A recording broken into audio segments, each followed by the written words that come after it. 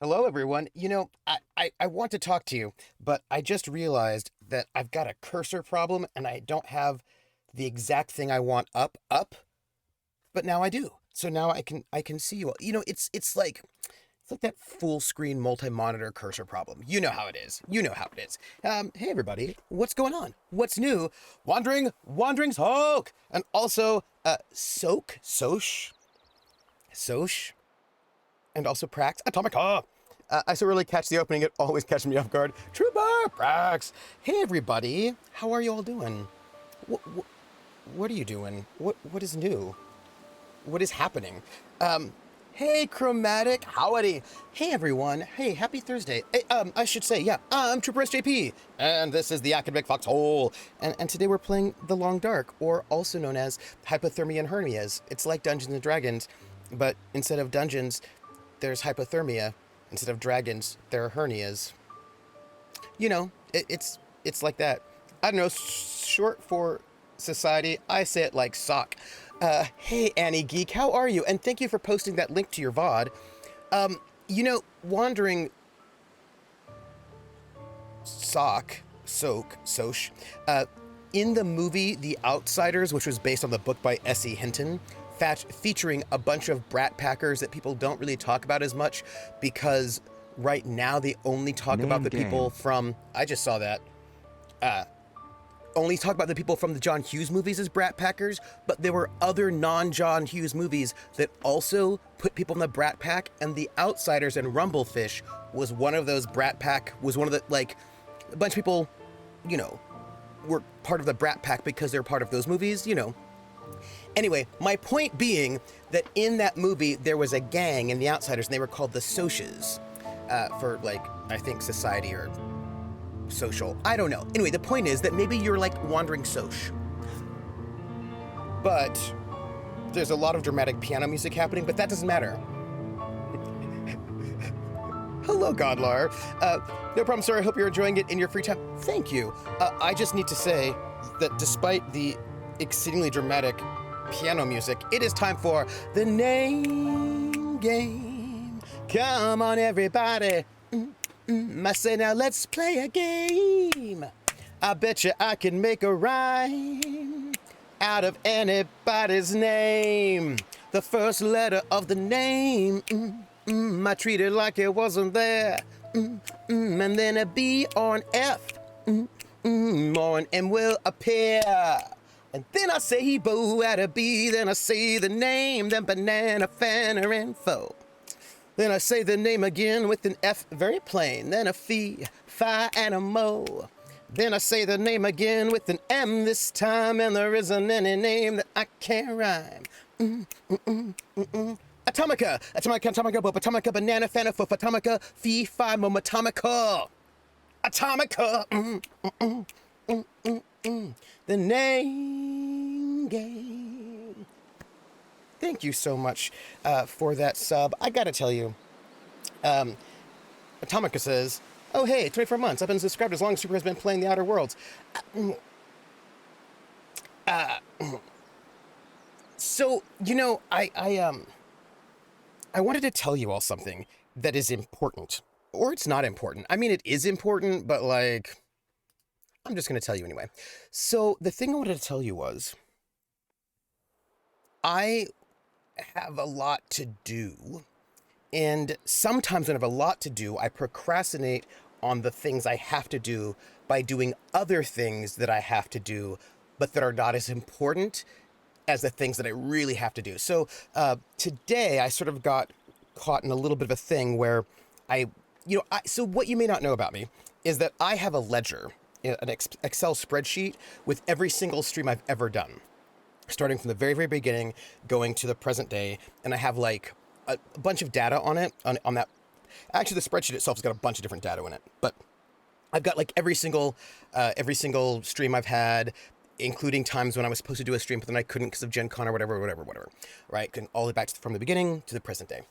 And I do like various numbering situations with it, and I realized that the kind of numbering system I was using, I should not be using. I should use a different number system, or like actually have them both side by side. So I've been going through and I've been like renumbering all of my streams because, okay, Atomica, I love you. Okay, look, so here's the thing, right?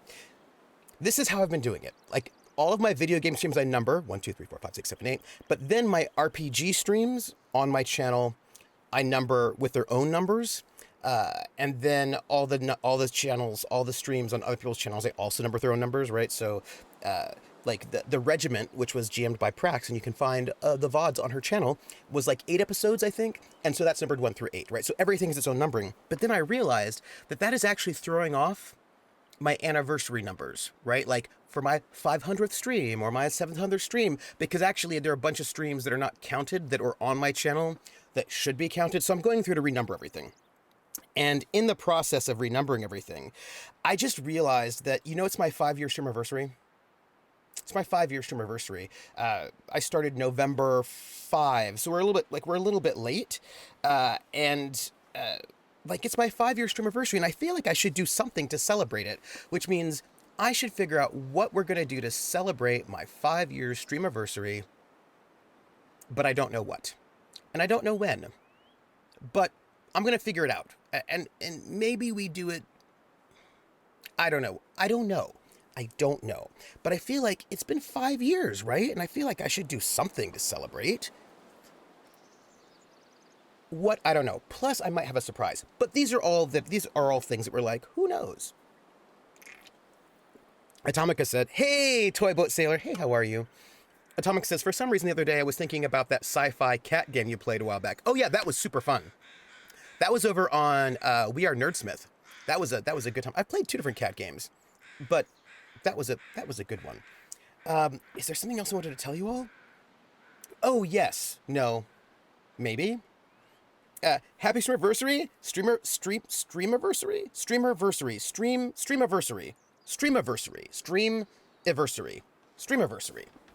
I'm just saying the same word over and over again, but in my mind, thank you, Clockwork Librarian. When you say the same word over and over again, then it loses all meaning. You know how that is?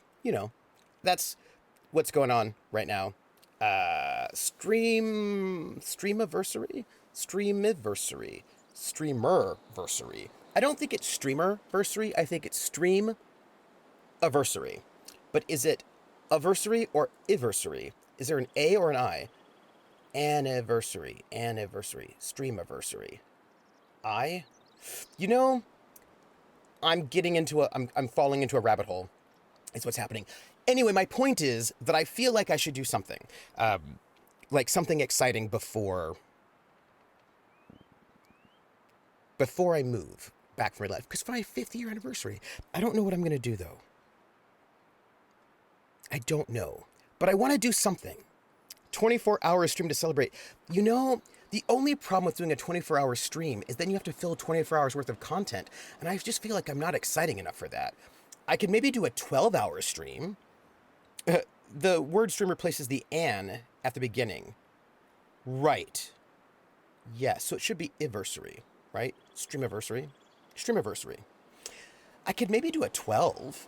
I'd have to think about it. I'd have to sort of think about what to do in the 12 that would be like interesting and when to do it. I might need to do it in December. I have to think about it because, I can't do it next weekend. And the weekend after that, I'm camping. So we're going to probably have to do my 5-year streamiversary extravaganza in December before I move, is what I'm thinking. Could I do a one-shot? I could, but here's the thing. There's a one-shot that I've been pondering and might happen in December, but that would be a one-shot. So maybe I could do like 2 one-shots, and maybe I'm gonna ponder it. I'm gonna have to ask some people some things. I'm gonna have to ask someone some stuff to see who's available, what's what, and maybe I can do it. And it should probably be on a weekend. It should probably be on a Saturday, Yeah, it should probably be on a Saturday. And I'm going to think about it. And I'm going to think about the things. I'm going to think about it. Yeah, that's what I'm going to do. I'm going to think about it. And I'm going to ponder. Atomica says, oh, this reminds me. When you come back and are settled back in, I had an idea to toss at you, but I want to work out logistics before putting ideas forward. Sure, throw ideas at me. At the moment, look, I'm going to tell you this is really bad. I have some... Name game. Well, I'm not going to tell you now. I'm going to do the name game. DMs. The name game. Come on, everybody. I said, now let's play a game.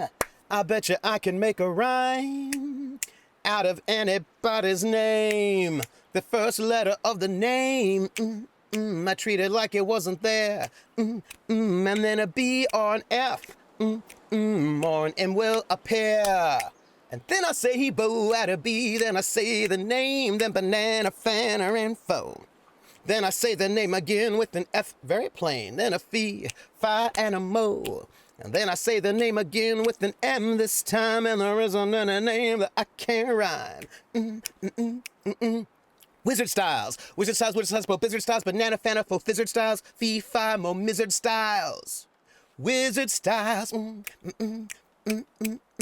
the name game. Yeah.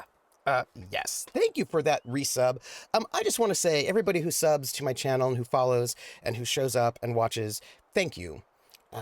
I wouldn't have a channel without you being here, or I'd have a channel, but I don't know what kind of channel it would be. It would certainly not be a channel with an amazing community. And I am not going to go and get super emotional right now because I feel like I'm going to save that for my 5-year streamiversary party. I should make cake or get donuts. Okay, so I'm going to work it out. I'm going to work it out. I don't know what it is, but I'm going to work it out. It's going to have to be December.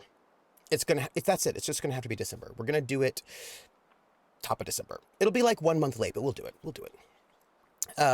That's what we'll do. If you decide to do it, I'm available after 4 on Saturdays. Oh. I'm just here to wave, but I have to do other stuff. Okay, Kurt, we'll see when you get back. We'll finish things and come back. Yes. Okay, a pie cakein. Like maybe just a cake-sized donut or a donut-sized cake? No, who wants a donut-sized cake? You want like a cake-sized donut, clearly. So I have some ideas about what to, look, I have never done one. I've never done like a big streamiversary thing because I just haven't. But I think that I will. I think I'll do something. I am going to have to, hey, Volinar's Workshop. I'm going to have to ask some people if they're available, and then so I'm going to have to put some things together, and hopefully I can do it. And yeah, let's see. It probably, look, for timing wise, it's probably just not going to happen until December, but if I can do it before I move, it'll be like a nice, like a nice end of thing, yeah, it'll be good. Well, yes, I am. I don't know what for, but yes. Hey, so that's my idea, that we should probably do something for the streamiversary. And maybe we'll do like a full 12 hours. Maybe that's what we'll do. We'll do like 12 hours from like noon till midnight. And we'll be, hey, oh, you're here. Lurk mode is fine. Maybe we could do 2 RPGs and then some other things. You know what I mean? Like, I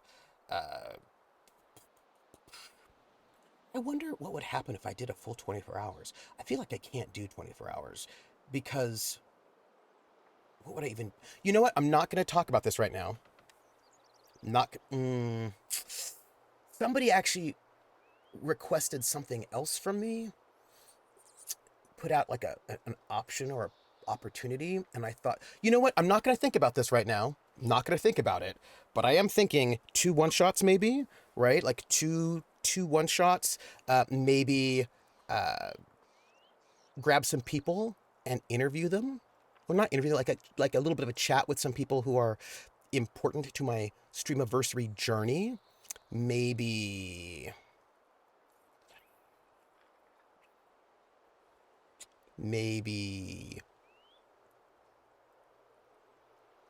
you know what? I'm not gonna say because I'm gonna think about it.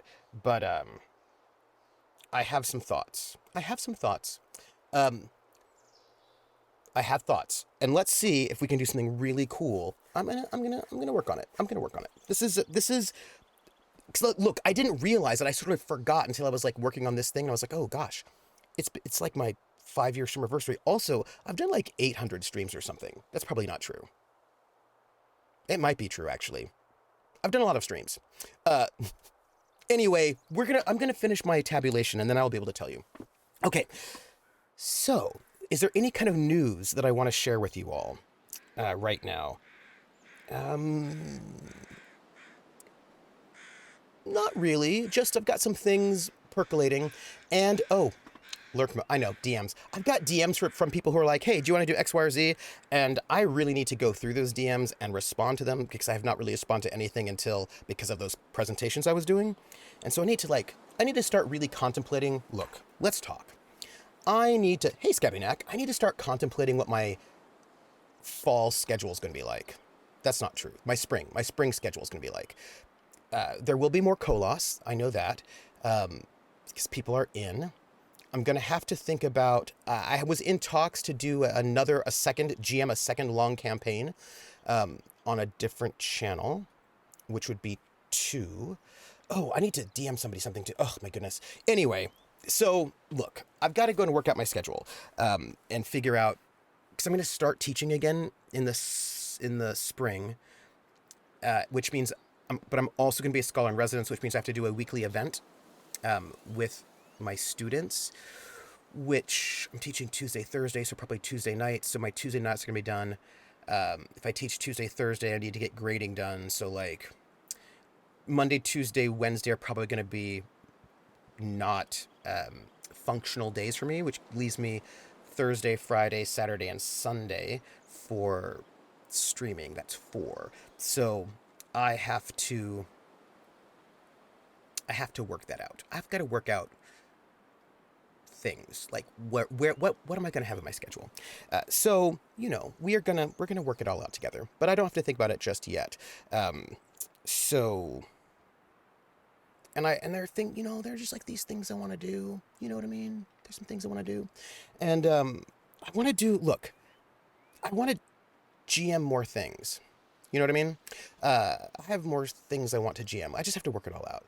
And then like, Simon, Wandering Soch, is GMing me in a really epic campaign that's starting tomorrow night. I'm really excited about it. I made my character and everything, and I'm just waiting for him to like just, I'm actually messing with him is what I'm doing right now. I'm just messing with him. Look, I'm just messing with Simon because I find that hilarious sometimes. That's a thing. But okay, look, we're playing the Long Dark, and yeah, but no good Simon fashion. Well, cancel last minute. Oh no, Simon. Okay, look, you want to know what I think would be really cool? And you know what? No, I'm not even gonna think about all these random ideas that I have. I have random ideas.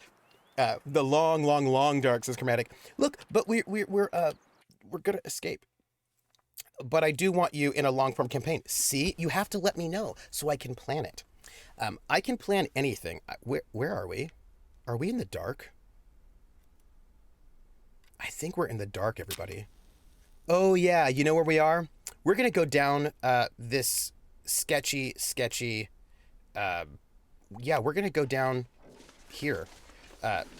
In the dark, and we're gonna this is probably just gonna be bad because we only have what do you call it, matches. We're in the dark, the long dark. Yeah, and we only have matches because we had to give up all of our stuff. You know why? This is what happens when you're not over encumbered. You just don't have the things you need to do the things you want to do. I would really like, Also, it looks like we're tired, And, yeah, we're gonna just do our best and see what we can do. Hey, Switchbox. That's nice. What type of dark? It's a long dark, you know what I mean? Like, the dark is very long. Wait, it's very long. Wait, I'm thinking of something right now. I'm thinking of Game of Thrones. The night is dark and full of terrors. That's what I'm thinking. I was talking. What is it about our campaign? Oh no, no. So I was just saying that I need to sort of work out what my schedule is going to be like in the spring, and I believe I wish that I had. Hey, do you hear anything weird?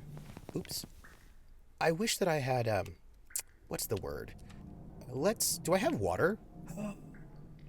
I don't think I have any water, everyone. Let's have this soda. Let's just have some soda. It'll be fine, right? I mean, I'm a little concerned about my life right now. It's the kind of long dark that can be created by the long, long man.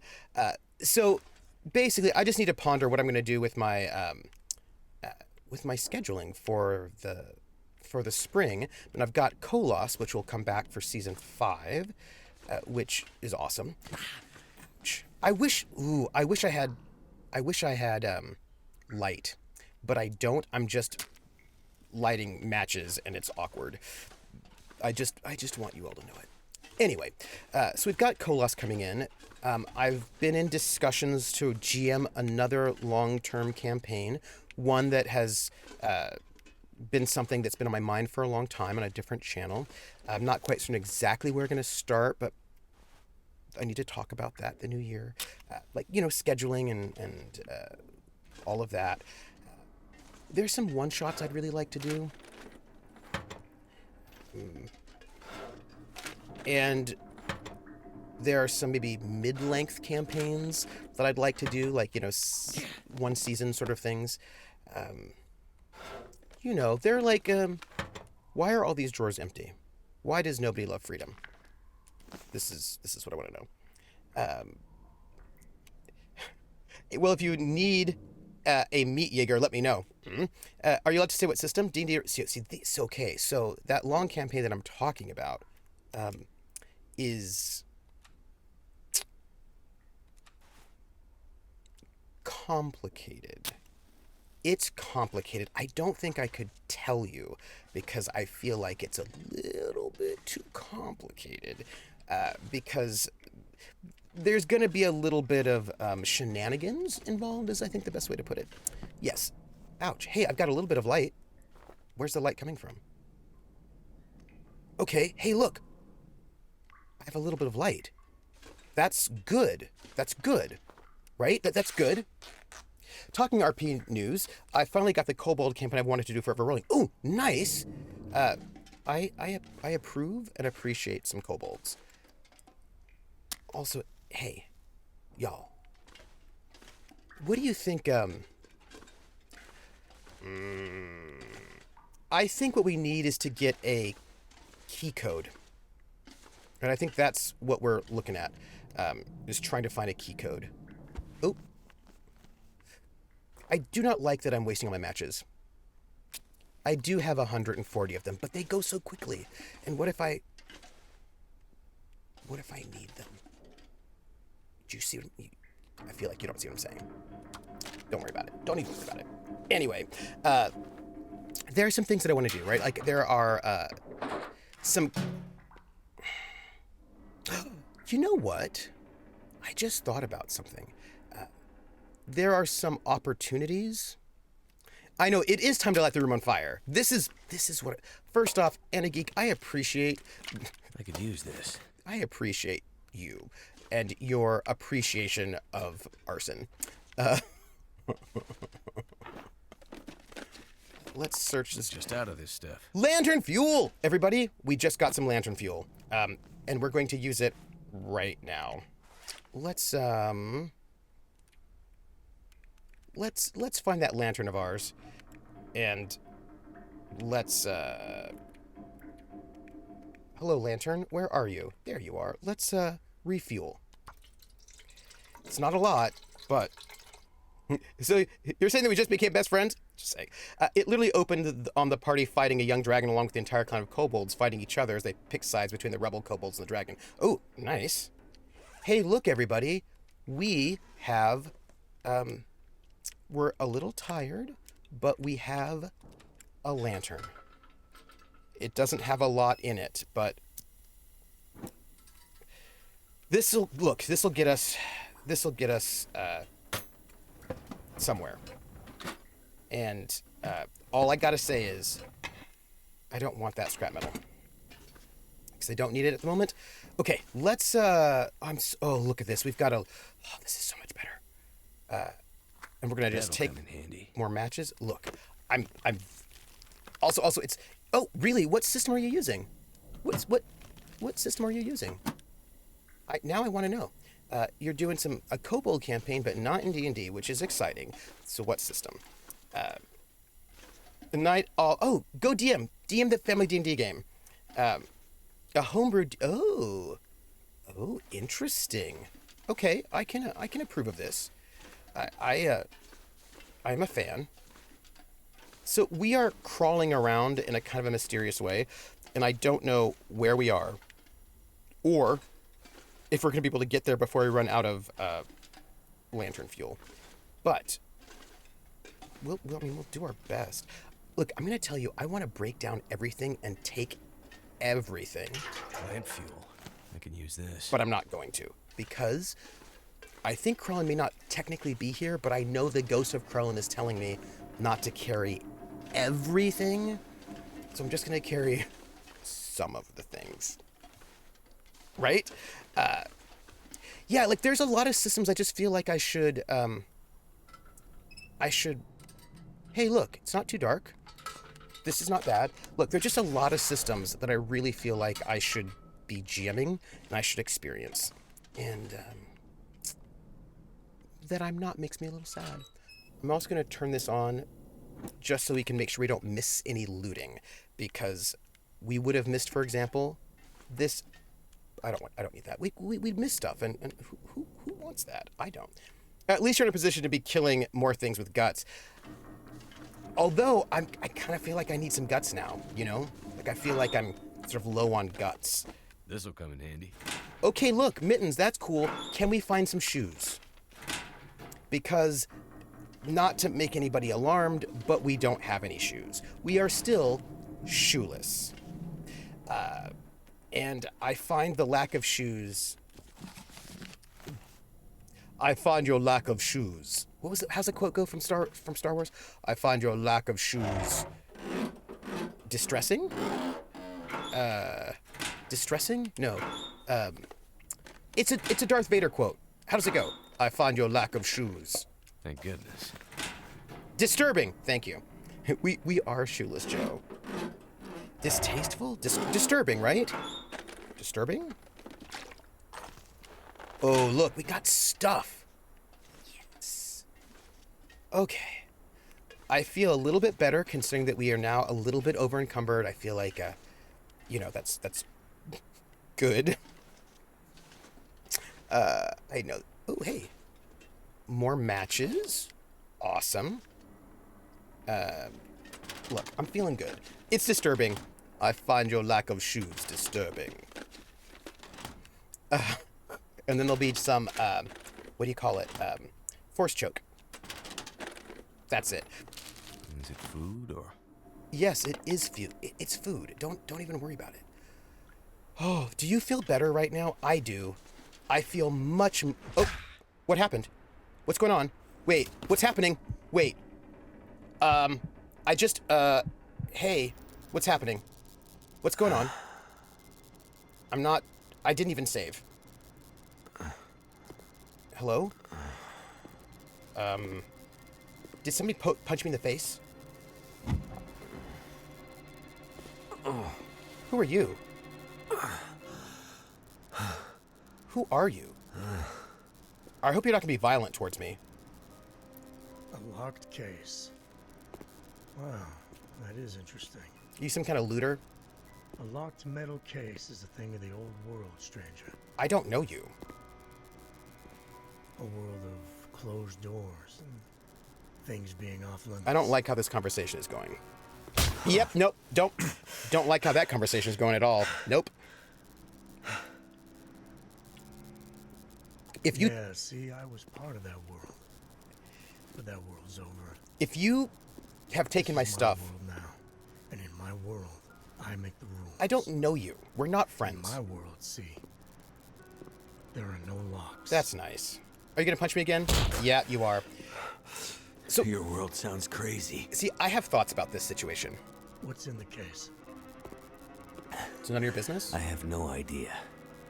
What is in the case? I hope it's painkillers. Punch, Your ID says you're a pilot. you've gone through my ID. Rude. You have a plane somewhere? Is it any of your business? My plane wouldn't do you any good. Look, I need to tell you something once our cutscene is done. Yeah, should I show you what happened to the last person who lied to me? She didn't look so pretty Who? after I was done. She? Oh, so now he's ready to talk. I'm not actually ready to talk, so I just think you should know Well, that. don't worry, pilot. You'll be with her soon. Hey, Volinars. Oh, okay. Well, ooh. Yeah. Thank you, community. Our heartfelt thanks to all those players who supported us while The Long Dark was on Kickstarter Early Access and Game Preview. Your steadfast support of our efforts has helped us to get to where we are today. The Long Dark. So, I think this is just episode 2 we just finished, which is pretty good, which means I think we've got to go to episode 3, which I'm pretty sure is out, right? Yes? Okay, so while this is going on, because, you know, credits, I need to tell you something. This is really important. This is important. But Volnar says, okay, back again. Well, I, for one, am glad today is almost over. It's been a day of things not going as planned, and I am hot dog done. Clockwork Wicket, head trauma. Oh, yeah. I think so, since some folks who've been in here have talked about stuff that seems... Yeah, so I think there's another one that's happening afterwards. David Hayter? Okay, look, I need to tell you something. Hey, Hawkeye. So what I need to tell you is about... what do you mean episode 3 isn't on Steam? Wait, what do you mean? Of course it has to be on Steam, right? It has to be on Steam. It has to be, right? Of course it's on Steam. Why wouldn't it be on...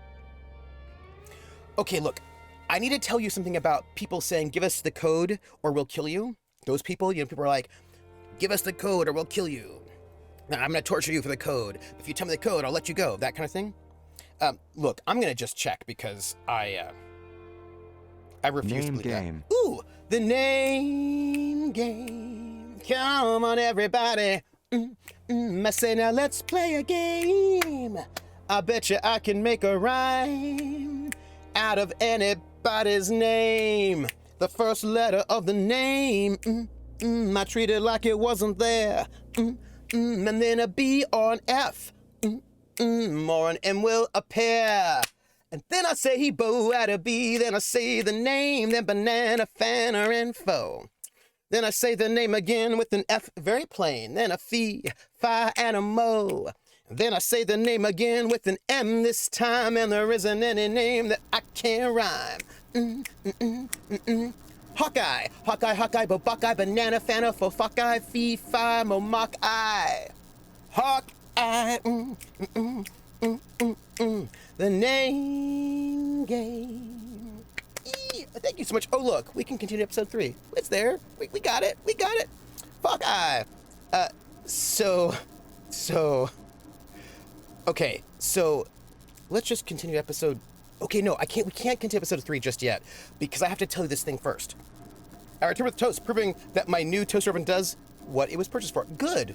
I like a good toaster oven. Okay, so look, you know that whole thing where people are like, give me your code, or we'll kill you. That whole thing, right? I do not respond well to that, and here's why.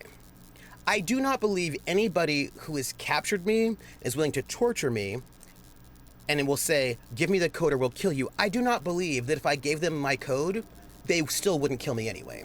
So I feel like if somebody's in a position where I've been kidnapped and they're like torturing me and they want this code and they say, just give us a code and we'll let you go, they're not gonna let me go. The minute I give them the code, they're gonna kill me. So I'm just not gonna give them the code. That's the thing. That whole thing is not gonna work very well with me because I don't believe them. Like, I believe 100% anybody that's going to do that to you is going to kill you anyway. So might as well just not give them the info, because you're going to die one way or the other. And once they kill you, they're not going to get the code. That's all I'm going to say. So, like, if somebody's like, if you don't tell us, we'll kill you, I'll be like, well, if you kill me, you're not going to get the code. So, and also, you're probably going to kill me anyway. So, might as well just go ahead. Like, yeah, that's why most modern torture is about sleep deprivation. Yeah. But also, the thing about torture is that torture doesn't actually work. Hey, Nymeria streams. Torture will just get you to say anything, right? But that thing may not be accurate at all. But if I don't care about what the code is protecting, well, see, that's the thing. They're gonna kill you anyway. Do you know what I mean? Like, I think whether you tell them or not tell them, they're gonna kill you. So the question is, do you want to die and give them the code, or die and not give them the code? You know what I mean? That's the thing. You know what, though, Skabinak? It's interesting because even sleep deprivation may not do it. Like, there are those women who were, like, tortured for months and months by the Gestapo during World War II, and they never gave up any secrets. None. They were, like, deprived of sleep, deprived of food, still never did it. Never did it. I mean, dying's always a plus with me. I'd rather just kill him or stall and potentially live. Stalling is good. But you want to know what really works quite well when it comes to interrogation? I say this as a person who's known interrogators. Being nice to them, being nice to people, that's the, if you want to get information from people, true information, the best way to do that is to be nice to them. Yeah, if you're nice to them, that's one of the best tactics to get information from people. Like, yeah, because once you start torturing them and all that stuff, people start, they're like, no, right? But if you're nice to them, then people are going to give you a lot of things. So that's the secret. You be nice to people, and they will give you the things you want to know. Krella knows it.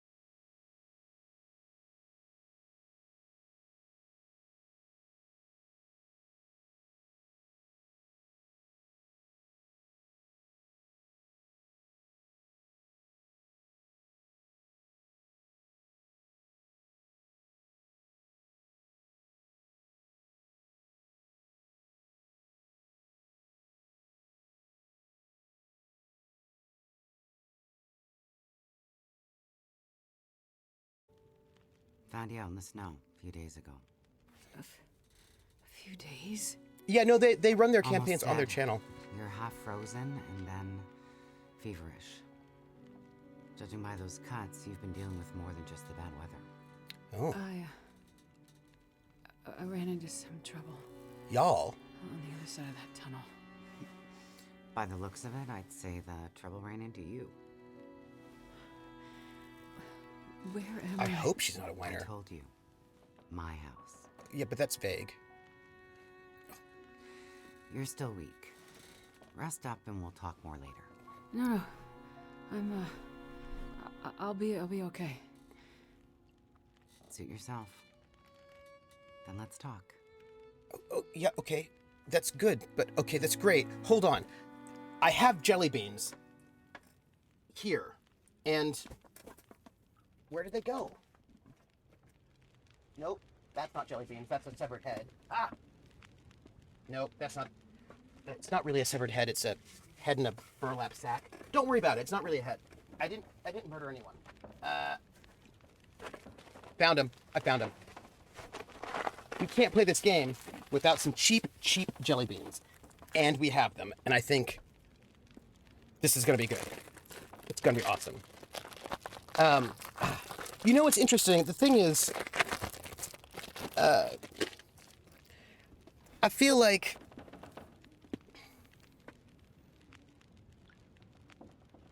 I'm going to tell you all something. Okay? And I'm just going to say this for reasons. There's a head bag. Don't worry. I didn't murder anyone. Found it. Yeah, no, it's good. We found the jelly beans. Just pay no attention to the burlap sack with the head in it. Okay, so, I'm going to tell you something. And I'm just telling you this for the future.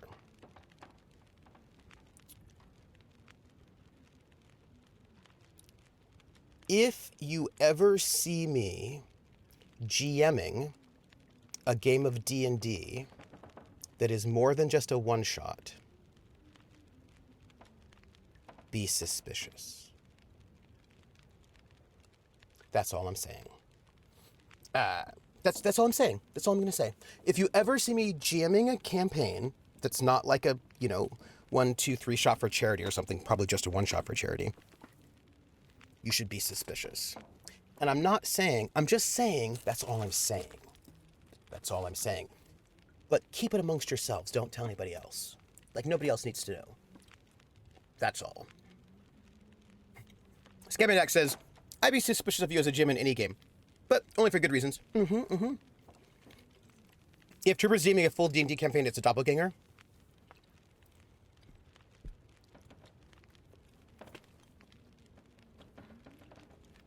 I will say this, though. When Critical Role does non-D&D stuff, their viewership drops by, 90%. A lot of people like D&D. It's just what it is. Or maybe it's a doppelganger. You don't know. This trooper was a mimic. This trooper's on fire. So, y'all, we're playing as Ostrid, You said we're in your house, which means I don't have any of my stuff. but how did I get here? I was out hunting.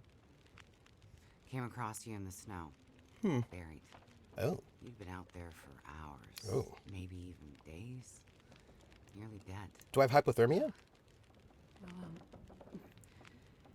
thank you for finding me. Setting things on Name's fire is a Molly. good way to find out things are Hey, mimics. don't thank me. Thank the crow. Crow? What crow? Yeah, crow. Or maybe a raven. Damn bird wouldn't shut up. Interesting. Heading straight to you. Huh. Almost like it was guiding me. Mysterious. And he says, which is saddening because there's so many good systems out there. Yeah, there are. There are a lot of good systems.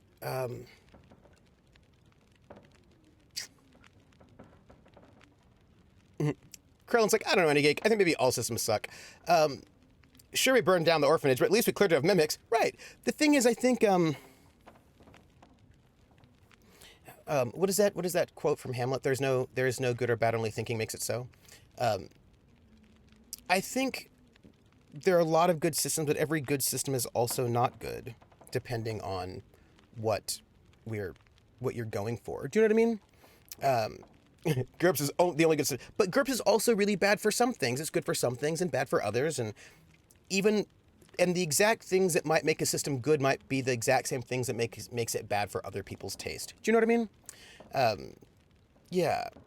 There are no bad systems, just bad GMs. I don't think that's true, Atomica. There are definitely bad systems. And when I say bad system, I mean a system that is so mechanically broken and poorly written that you have no idea what's going on with it. Like, there are some systems like, ooh, this system is not is not a great system. They're not. I don't think there are that many. Although actually, they're probably a lot more than we think of. It's just that we don't know them because they're like small. Try CAGS. It's such a fun, simple system. Quick ass gaming system. Yeah. So that's what I think, right? I think that there are definitely some systems that are not well made. Clockwork says systems are toolkits. Not every set of tools is good for every situation. Absolutely. And you can't judge a goldfish by his ability to commentary. Also, absolutely. But like, there's some games you're like, wow, who edited this? Nobody. And actually, it's not even complete. Like, they say go find the rule for this on page 47, and the rule is not there. Or the balance is off. Or like, there are some games that are just not well designed. Yeah. Yes.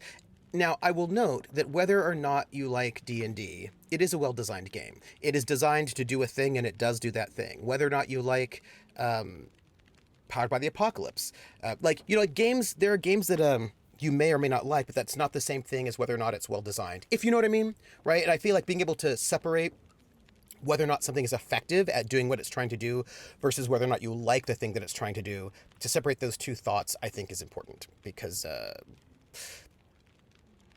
Yeah. And don't forget the Sierra Gang's home game was Pathfinder. They switched to D&D to make it easier for casual audiences to follow. You know, Huck, I also heard that they actually just wanted to try 5th edition, that they were interested in it. I heard that as well. Volnar says, I've only ever played D&D and Vampire for a charity one-shot, but I would be up for it, learning more.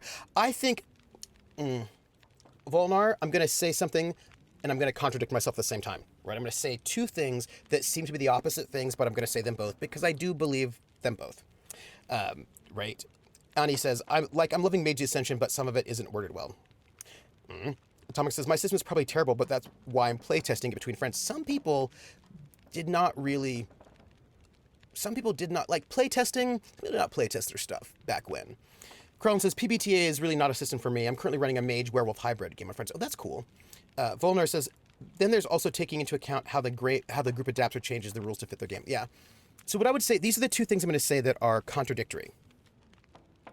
And it's going to seem like I don't think in my mind they're necessarily contradictory because I'm kind of open to a lot of things, but this is what I'm going to say.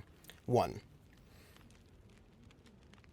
I think personally there is great value in playing different games and also playing with different people and in different contexts.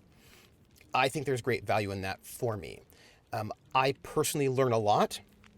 I have learned so much over my time gaming by playing different systems, by playing in different contexts. So like a home game versus a streamed game versus a conference convention game.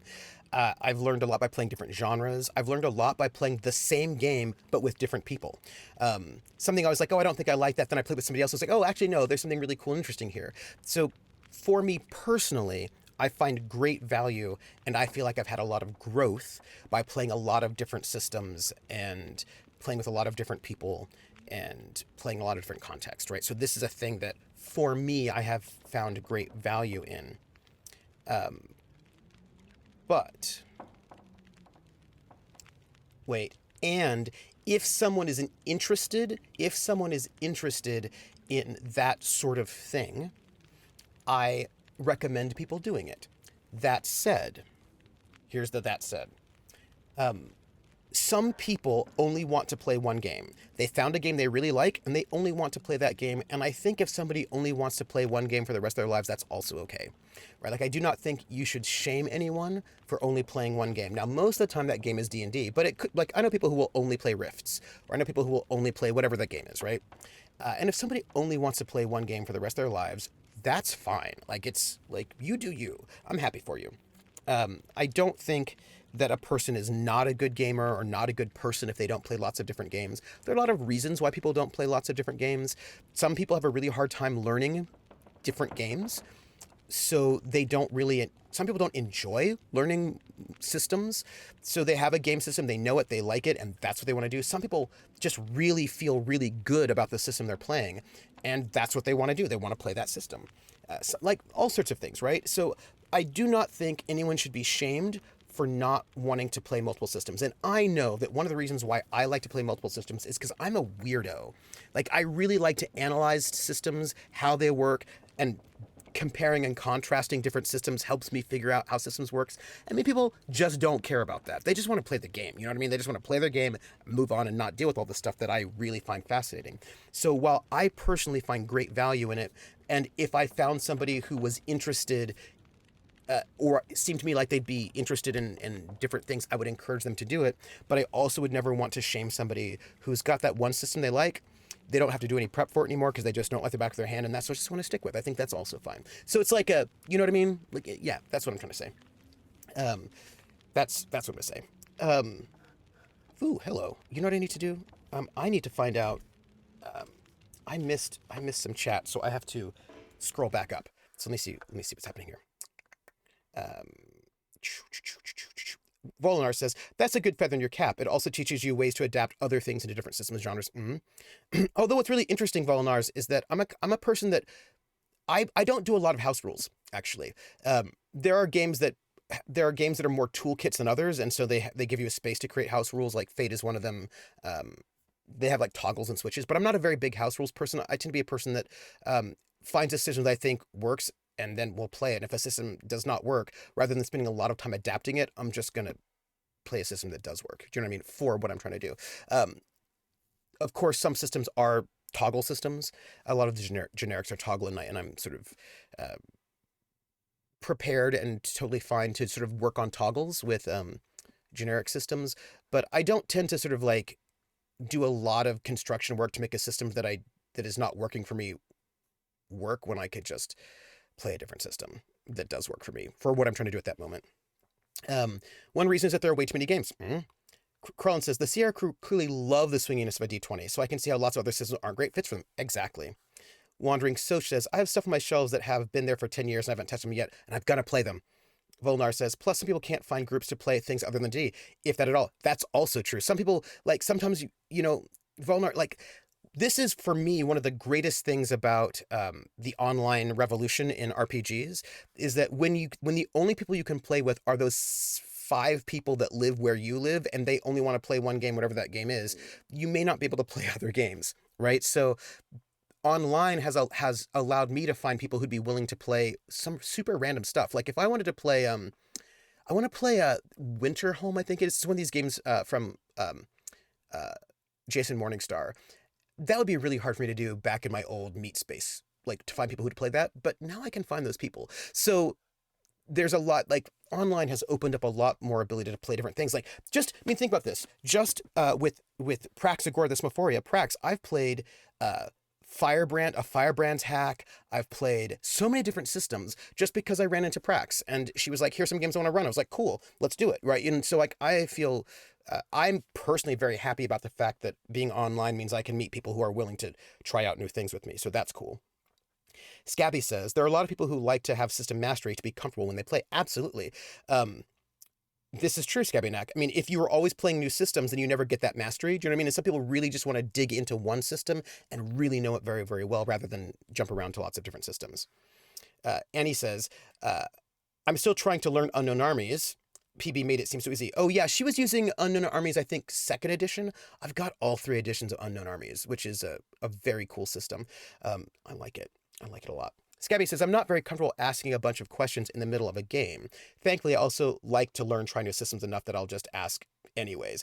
You know, it's also interesting, Scabbynack, about learning new systems, which is a thing I'll bring up, and I find that you have the 3rd edition books for it. Oh yeah, I've got all 3 editions. I really need to run Unknown Armies at some point in time. That's the thing I just really need to do.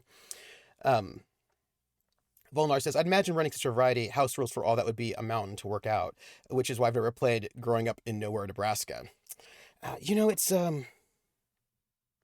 It's tricky. I think that it's, I mean, I tend to like to play games where I don't need to house rule so much.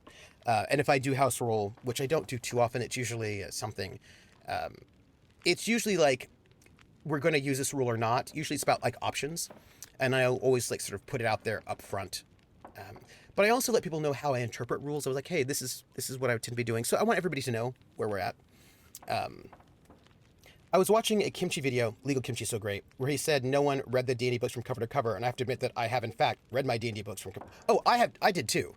I also read my D&D books from cover to cover. Absolutely. As a matter of fact, I always read all of any RPG book, any RPG that I ran, I have read cover to cover.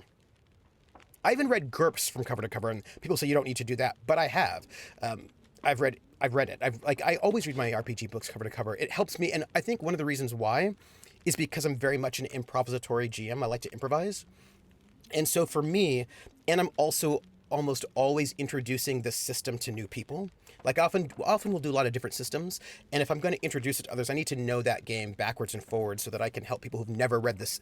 Look, I play a lot of games. I GM a lot of games where my players have never read it, right? They've not read it. So they don't know anything about the game at all. And so in those situations, I need to make sure I've read everything so that I can help guide them through it. And I think there's only been one time where I GM'd a game where I had not read every word of the rule books, and I didn't like it. I mean, nobody would have known, but I knew, because it meant that I was not able to improvise as well, because there were like parts of the setting system that I didn't actually know very well, so I couldn't just slide into those spaces. So for me, reading the book from cover to cover enables me to improvise better, which is important to me to how I GM. Yeah. Volner says, I read all the books and the extensions before I ever played while I was at work. Yeah. I read on the toilet, so I need something to read. Yeah, right, I get it. Hey, Valtiel, how are you? Have to know the rules to break them, too. That's also true. Ani says, I think the reason why I fell away from D&D is because I ended up becoming a rules lawyer, and I don't like being that way. Oh, it's interesting. Yeah, I wanted to say two things. One is something about Scabbyneck said, and one is about this idea of the rules lawyer. So Scabbyneck said that Scabbyneck doesn't like asking questions in the middle of a game, and I found personally that the more games I have played or run, the easier it is to learn new games, and that's also one of the reasons why I have challenged myself to play or run games that are really outside of my wheelhouse, that are really different from the ways that I tend to think about things, because I find that having more frames of reference makes it easier. It's like board games. Like, I know people who have never played board games other than like Monopoly, Risk, etc., and they have a really hard time learning some of these newer, the newer kind of German-style board games, Euro games, right? But if you've played a couple, then you're like, oh, okay, I get it, right? Because you kind of get a sense of the different ways in which mechanics can come together. So you're like, oh, okay, this is a deck building game. Okay, I get it, right? Like once you have enough experience, it's like learning languages. Like once you know a couple languages, then it's easier to learn more of them. So for me, learning new systems makes it easier to learn more systems, if that makes any sense. Volnar says, I'm a rules index. I'm not a stickler, but I'm on top of it if someone isn't sure. Yeah. Valtiel says, I'm great. I caught the VOD for the banjo stream on Saturday. It was so great. Oh, thank you, Valtiel. I practiced the other night that new song I want to play for y'all. We'll see if I play it or if I play something different. We'll see. Volnar says, which happens a lot because my weekly DM has never read the DM's guide. Oof. Yeah. Kron says, I can see why you're liking Mage and a geek. Really hard to rules lawyer magic. Oh, yeah. Mad Tin Rat says, I love being a rules lawyer, just has to be fair. Rules when they benefit you and when they hurt you, and keep it respectful. Oh, yeah. Max says, am I winning? We're in episode 3, and we're now Ostrid and not our old dude. So that's Mackenzie, so that's interesting. You know, what I think is interesting about rules, I thought about this a lot, actually, especially, we've just started episode 3, and now we're Ostrid, who was found in the snow unconscious by this woman, and we're going to try to figure out what's up. But like, you know, so let's, okay. So we're going to say carried, and then I want to say something about, oh yeah, so I said the thing about more rules, it makes, the more systems you learn, the easier it is to learn systems. Fate was a hard one for me at first because it was so different conceptually, although the rules themselves are actually quite simple, so I really had to sort of think about it, so that was pretty good. You carried me here? Microscope was good for getting me Drag to, more like, but yeah. and Fiasco to get me out of pretty my, far gone. my old I'm mindset. sure you'd make it, to be honest. All I remember is the We'll get there. tunnel and wolves. Being chased and wandering Yeah. forever. Jennifer Hale, right? Like the world had no end. Oh, take a shower. Have a good shower. In the woods, in the dark. You can wander for days until you get so hopelessly lost. Rules lawyer. There's just no way to get back to where you were. I was in a small town. This seems existential. Milton. Hey, Other Schmelzer. side of the mountains. Oh. Old Town. I wanted to practice a song, Bad Meltzer. You shape reminded since me. the collapse. Haven't been there in ages. You must have wandered a ways for me to find you where I did. Okay, so listen. You're not from there. No. No, Okay. See, the whole town. Milton. we have to get past the conversation so we can just sort of wander, and then we can chat more. I mean, people are gone. Most of them are. I'm sorry. It was a fire and Whoa. Ooh. It's okay. You're all right now. Don't get too worked up. Oh. You nearly died out there. That does funny things to people. Oh. Okay, so the thing about rules lawyering is there are a number of things that people say, and they say them in a bad way. And I don't think some of these things are necessarily bad, right? Like when somebody says rules lawyer or min-maxer or whatever, like what exactly do they mean? Sometimes they mean it in ways that I like. I think there's nothing wrong with knowing the rules of the system you're in. Do you know what I mean? Like, I don't think there's anything wrong with that. I think knowing the rules of the system you're in is actually good. I think that's a great thing. And if you... So I know some people who say rules don't matter, and really you're just there for the game anyway. You don't need the rules, and you should probably just ignore all the rules because really we're just here for the game. And I was like, yeah, but the game for me, is made up of the rules. Like, I would play... If we were going to play, all of us, right? Yeah, it's not a game without rules. There's got to be some kind of rules. And those rules could be very light or very dense, whatever. But I would say that if we were all playing, all of us were playing let's see, Strawberry Shortcake campaign, right? We're going to play Strawberry Shortcake, all of us together. I would make a different character, and I would play differently if I were playing that game in Big Eye Small Mouth versus if I were playing it in Genesis versus if I were playing it in Cypher versus if I were playing it in GURPS versus if I were playing it in Fate versus if I were playing it in D&D. Like if I did a Strawberry Shortcake hack of D&D, that would be a very different campaign, right? Because the rules themselves shape the experience. Do you know what I mean? There's a reason why D&D campaigns are often the way they are, and it's because of the rules that D&D has. There's also a reason why first edition D&D is not the same as third edition, and like your experience of them are going to be a little bit different because the rules are different.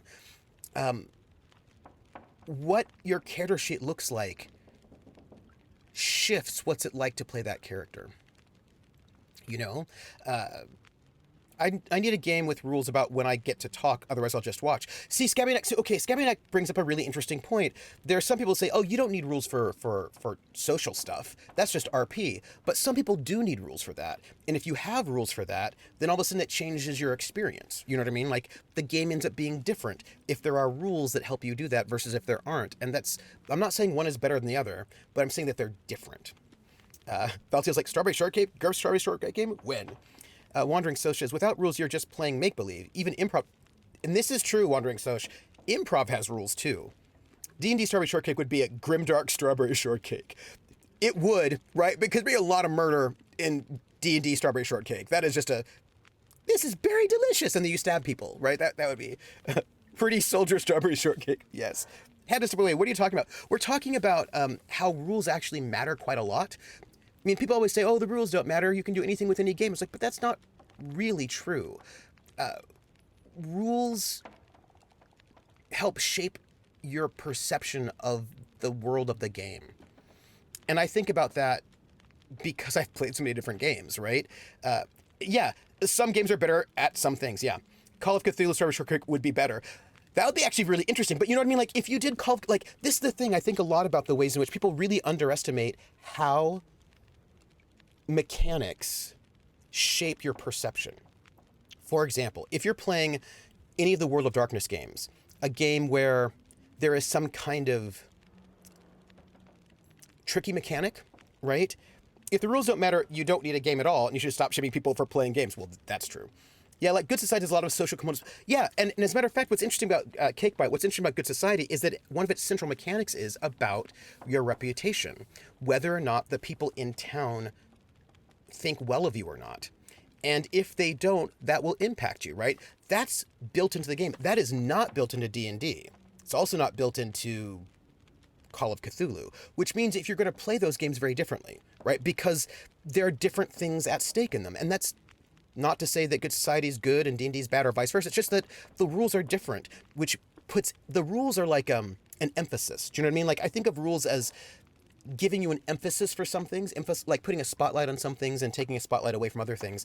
And that is just going to impact how you think about things. And I don't think that's bad. It's just, it's just how it is. It's not built to Call of Cthulhu, but a good keeper takes them into consideration, or they don't, right? That it becomes then optional, right? You can, like, the same thing, you can think about reputation in D&D or not, right? Whereas you cannot escape reputation in Good Society. You can't. There's no way to escape it.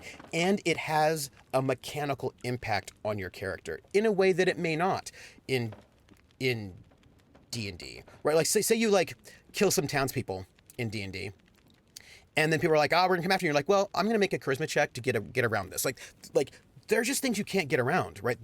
Just the way that reputation works is just completely different in Good Society, and that just changes how people play, or what the impact of that play is, and what it looks like. So I don't.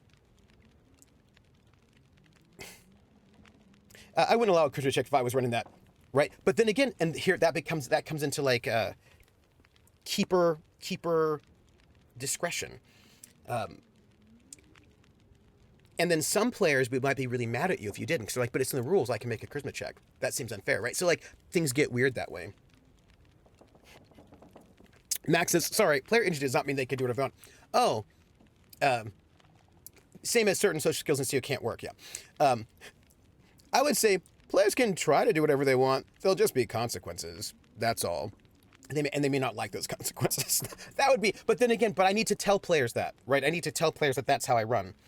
I don't know if you saw, there was a tweet recently that said, fine, Max, make a saving throw because I'm casting mass charm person. Yeah.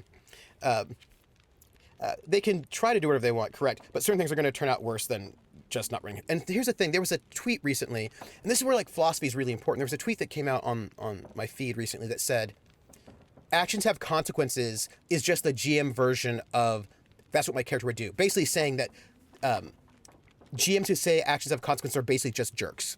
And I was like, you should probably not be a player at my table. Probably. And this person basically is assuming bad faith in GMs, just generally speaking. And I was like, oh, well, right. Yeah. And the thing is, that is a person who assumes bad faith in GMs. And some GMs are not great, but I personally do not assume bad faith in either players or GMs. I assume that GMs and players are not malicious. But what I will say is there are players who do not enjoy playing a game with harsh consequences. They don't enjoy it. They don't like it. They don't want it. And I feel like it's fine for them to want that game, but they should probably not have me as a GM. Unless they specifically asked me to run something like that, and it was a one-shot, and then, sure, maybe. And I don't think there's anything wrong with that style of play or those desires. Some people just really want to romp, and that's cool. But not all GMs are gonna be good for that style of play.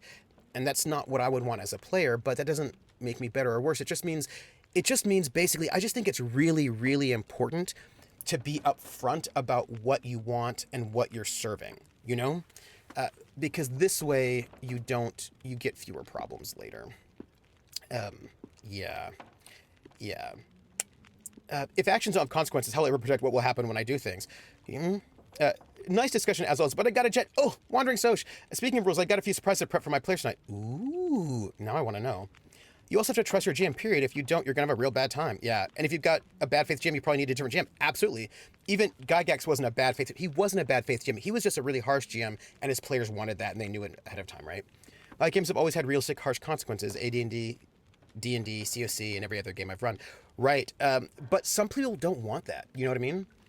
Just like a coach in sports, you need to know your players, absolutely. And he's like, I like consequences. Consequences are fun. I mean, we've been talking a lot while you were talking. It's true. Gygax is adversarial, but that sphere of annihilation was in that statue's mouth when he wrote the module. He didn't add it on the fly to punish Bigby for being good. Yes. Clockwork says, I've played characters who functioned as a consequence for other people, but I understood out of game that was not the case. My GM made those consequences fun. Yeah, and look, I also do understand that there are players who do not enjoy having consequences for their actions, right? That's not what they want. What they want is to play big 4-color superheroes who win. Like, that's what they want. And there's nothing wrong with that. It's just that we all need to be on the same page about what's happening, right? You like, if and occasionally if warranted, brutal. Consequences tend to add flavor too. There are human beings who don't enjoy having consequence rush. It's true, Max. I do not want to GM for those people, but that is a style of play. Like, and I'm not gonna. I think what I would say is like, cool, you do you. That's awesome. That's not what I'm going to offer you though. So I'm not a bad GM because I like to play in that particular style. And so I will not say that they're bad players because they don't want to play in that style. It's just that we clearly should not be at the same table. That's it. Like, you know what I mean? Like, if what you, and I know people for whom, that's what they want. Like, they've had the story. Like, the story. I've had a hard day at work. All I want to do when I get home from work is play D&D and just like murder a bunch of stuff and get loot. And like, that's my escape. I just want to have fun killing things and getting their loot. And I don't really want to deal with like ethical or moral consequences for all the murdering and killing I'm doing. I just want to have fun. I'm like, that's cool. Probably I'm not the GM for you, but like, if you want to do that, you do that. Like, you do you, that's cool.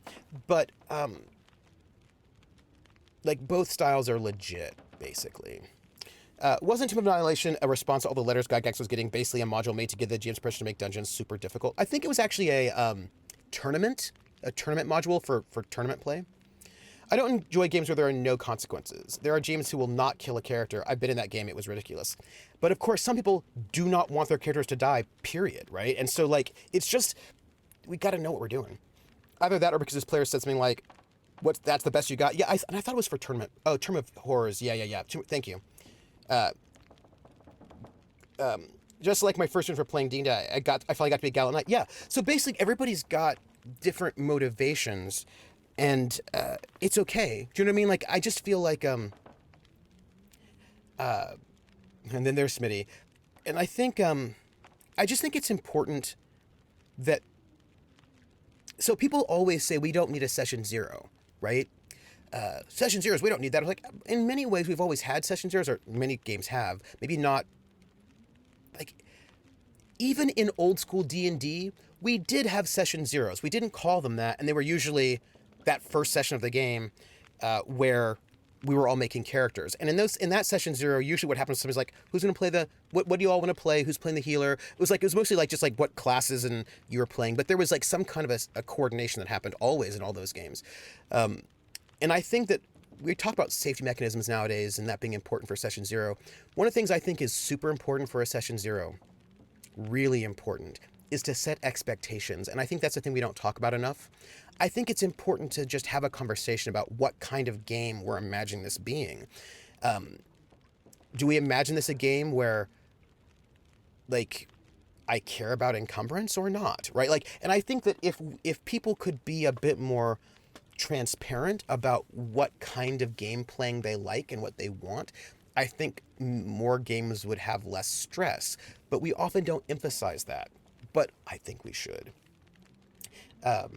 People just started calling it Session 0. Yeah. I ran it in like in the early 2000s for 4 people. 2 escaped naked. Nice.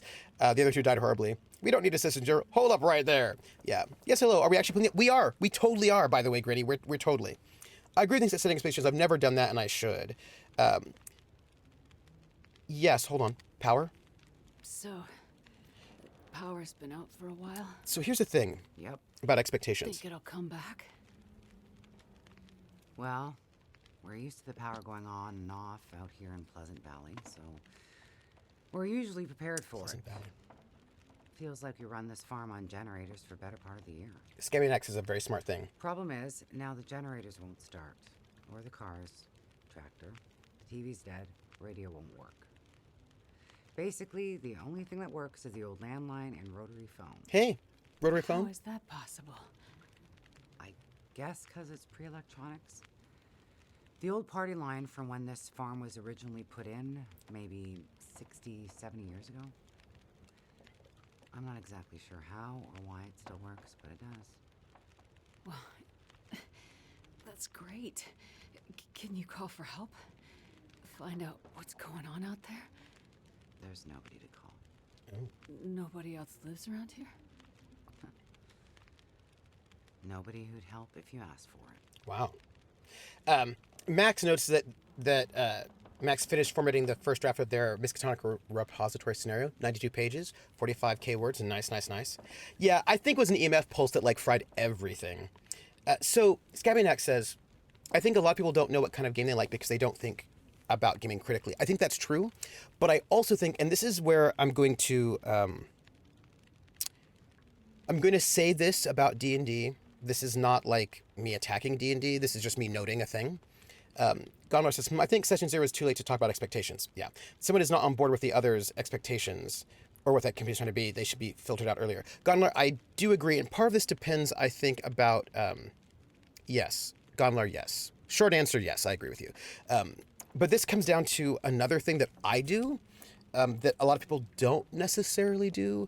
We're going to get back to D&D this for a moment. I always make a pitch, right? I make a pitch and I say, hey, I would like to run this game and it'd be like this. Do you want to play? And then I get people who will play with it. And that's if I'm recruiting players. If I have a fixed group of people, like this is my gaming group and we have these 5 people and we always play together. In that case, what I'll do is I'll make a set of 3 different pitches. I'll say, here are 3 different ideas. This one with this kind of tone, these expectations. This one with this kind of tone, these expectations. And this one with this kind of tone and these expectations. Which one do y'all want to play most, right? So that I always make a pitch. I always make a pitch that includes expectations and setting and framing and all this kind of stuff so that people can make informed decisions and I can get people who are already on board before. Like by saying, yes, I want to play this game, they've already agreed to certain parameters, and I do that all the time, and I think it is crucial to do it, but many people don't.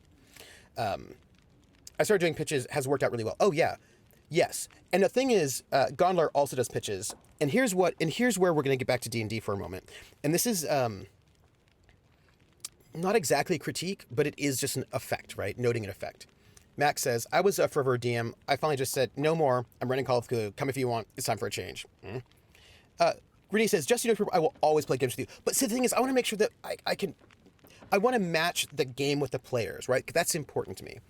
And I need to know what I'm, like, how to GM based on what's going on. So, this is the thing about D&D. Crown says, I did a pitch, but I didn't follow through by saying, no, you cannot play 2 werewolves stitched to a lumberjack. So now there are werewolves too. It sort of depends on, like, what that... I suppose it depends on the pitch. So this is what I'm going to say, and this is about D&D, and this is going to sound like a critique, but it is what it is. So I think, and this is not specifically D&D, it's just, So the thing about D&D is this, that one of the things that makes D&D so successful, in my opinion, is that there is a framework this actually also is one of the reasons why I think Call of Cthulhu is quite successful. I think both of those games are particularly successful because there is a built-in unspoken framework. If you play a D&D, you're going to play one of these classes. Every single character is combat capable, which means you're probably going to get into combat. And you can write modules because you know what all the players are going to do. You know they're combat capable, and you know their thing is to, like, you know, go off and do some fighting. Call of Cthulhu is similar. Like, everyone's going to be an investigator of some sort, and you're going to investigate things. Like, there's a very, very clear frame of what the game is about. One of the problems about the impact of D&D, in my opinion, is that because D&D has such a strong frame that is unspoken, people have not spoken, right? People have not, within the history of the genre, it's changing, of course, have not had to think, what kind of D&D campaign do I want to run? What style or what tone? D&D has such a, like, because it's like setting and system, all these things are so integrated that so many things you never felt like you had a conversation for it, had to have that conversation. And so no one has gotten used to having that conversation, or even thinking critically about it, just sort of taken as a given. It's an assumption of this is what gaming is like. Now, because we now have more games, some of these things have changed, right? People now sometimes will actually have some of these conversations about expectations and tone and all of that. But even today, because of the strength of the kind of D&D assumptions, I still get, like, I was recently given a pitch for a D&D game. Somebody's like, hey, we're going to do this D&D game. And they gave me concepts. They're like, do you want to be X, Y, or Z? Which was better than most D&D games. Most D&D DMs don't even give you a framework. Like, you know, do you want to be like rangers and the blah, blah, blah? Do you want to be like mages and the blah, blah, blah? Do you want to be da, da, da? Like, so, like, that's a framework, like what your characters are doing. Most D&D DMs never even give you a frame. They're just like, hey, do you want to play D&D? Make a third level character. There is no frame. Like, I mean, how many times in my life has somebody said to me, hey, do you want to play some D&D? Make a third level character. And the most they'll give you, if they give you more than that, is you can use these books, but not these books. That is not a framework. That tells me nothing. That tells me nothing about the game. But people think you don't need to say anything because all of it is all now assumed, right? Yes. So somebody let that go through. Jer, otherwise I have to go and switch over. Max, Jer's going to allow that because I don't have cursor control at the moment. But Max says, my problem with D&D personally is the power creep. Last I ran was 3rd ed, but by the end it was so hard to create scenarios for these massive power characters. Yeah, I mean, that is a, but that's what that game is about. Like, D&D is about massive, like, it's about, like, superheroes. Krellin always says that, like, D&D is about superheroes, and in many ways, you know, it's kind of true. Grinny says, my thing is, I'm always down to play new games.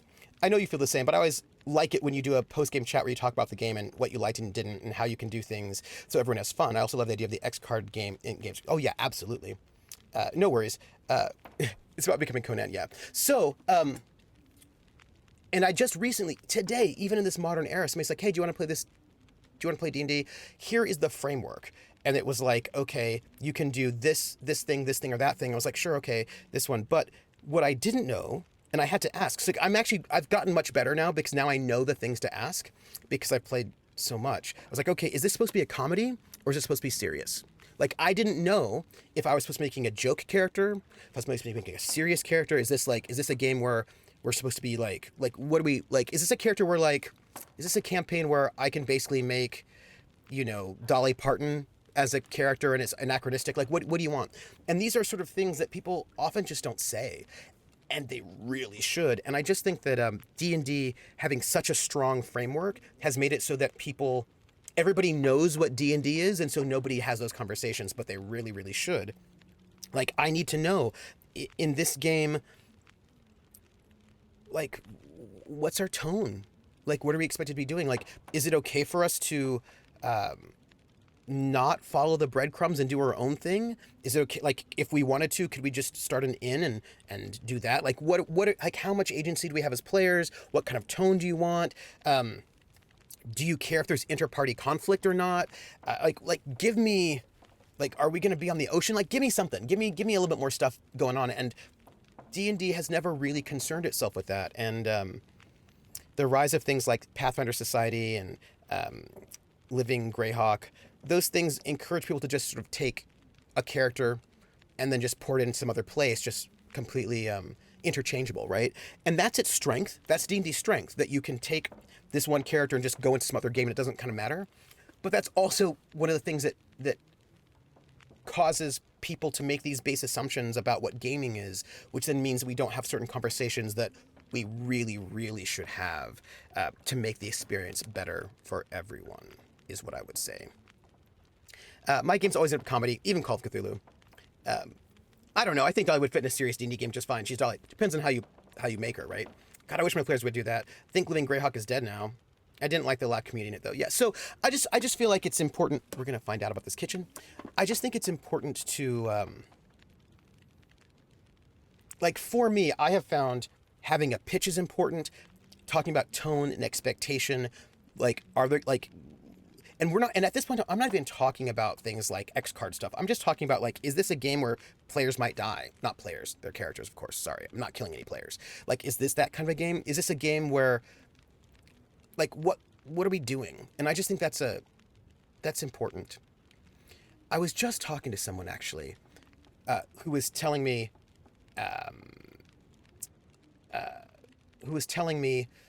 about a game they were in that didn't work, and I was like, I know why this didn't work. Brittany says, let me just tell you, Discord is amazing for putting games together. Yep, I'm currently in a Discord where we all decided that we were going to play D&D, and it was super useful to have the chat to discuss and play things. Absolutely.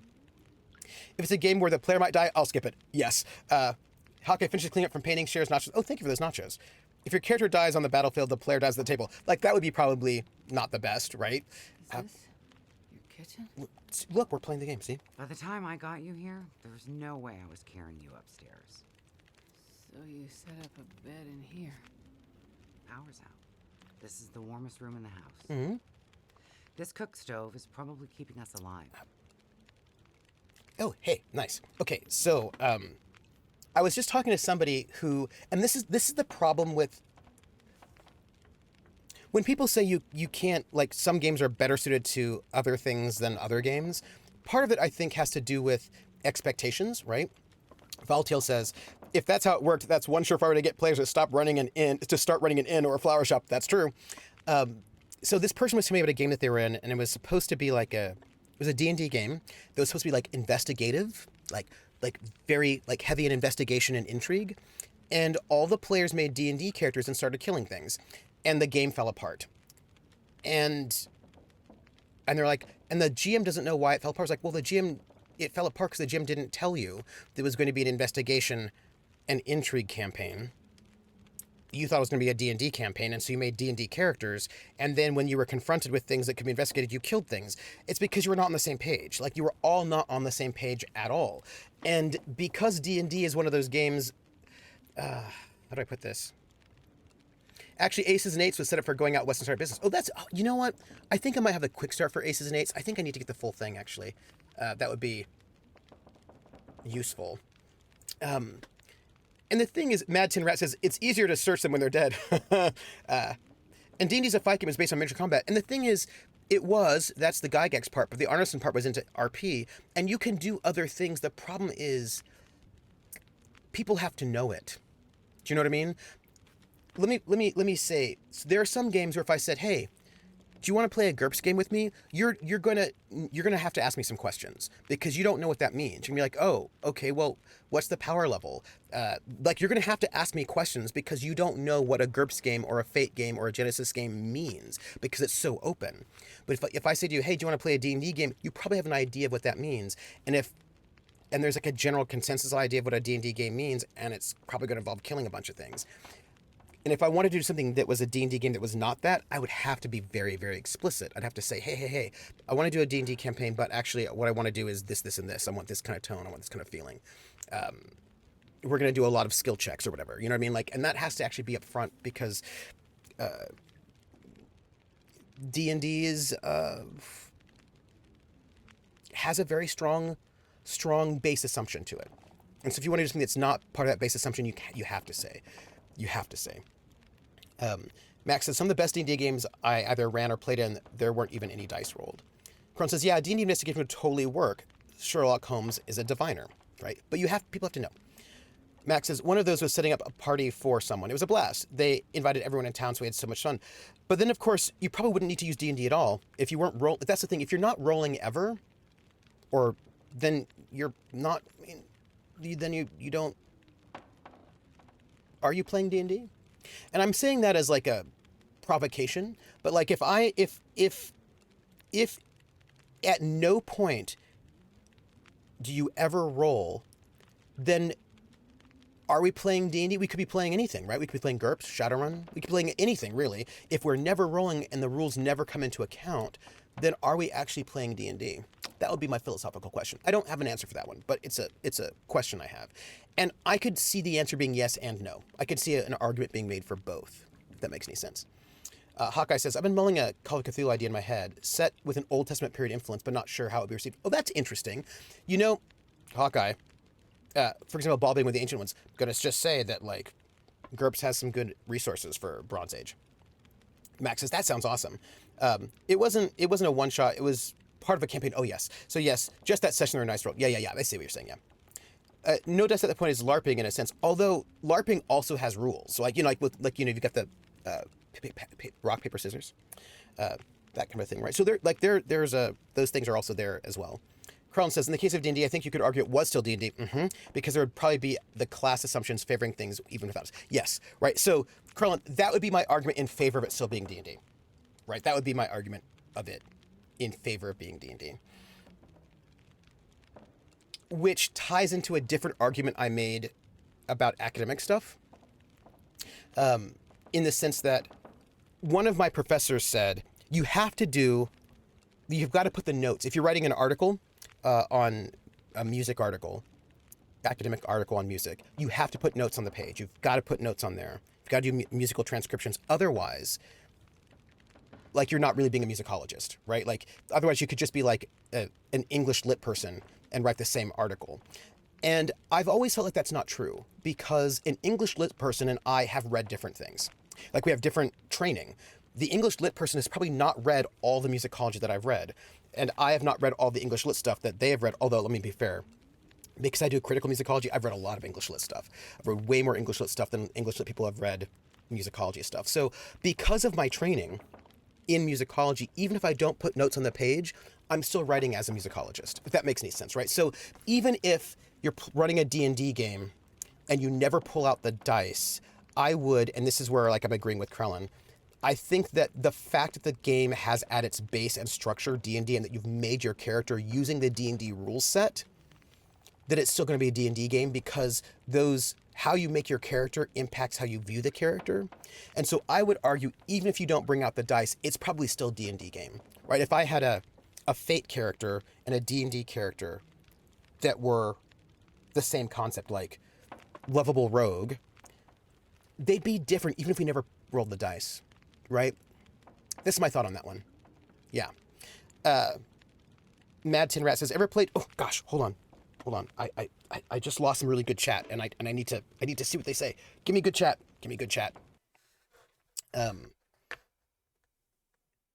Max says, you wrote one for the 17th century Jamaica, and the antagonist wanted to destroy Port Royal. I scattered Kings James throughout. Oh, nice. Hawkeye says, but have only played the game as a one-shot once and was a guest player for 2 or 3 episodes, so not much experience there. You'll get it. Mad Tin Rat says, ever played City of Mist? I've played a few short games in that very fun kind of American Gods vibe. I haven't, but I've been interested in it. Krellin says, just like a diceless GURPS game could still be GURPS because the character's skills, attributes, and disadvantages would still favor play. Absolutely, Krellin. Grinny says, some of my favorite moments in D&D were moments where dice weren't rolled. RP can make a game super interesting and moving, but I get what you're saying with needing to roll for it to be an actual game.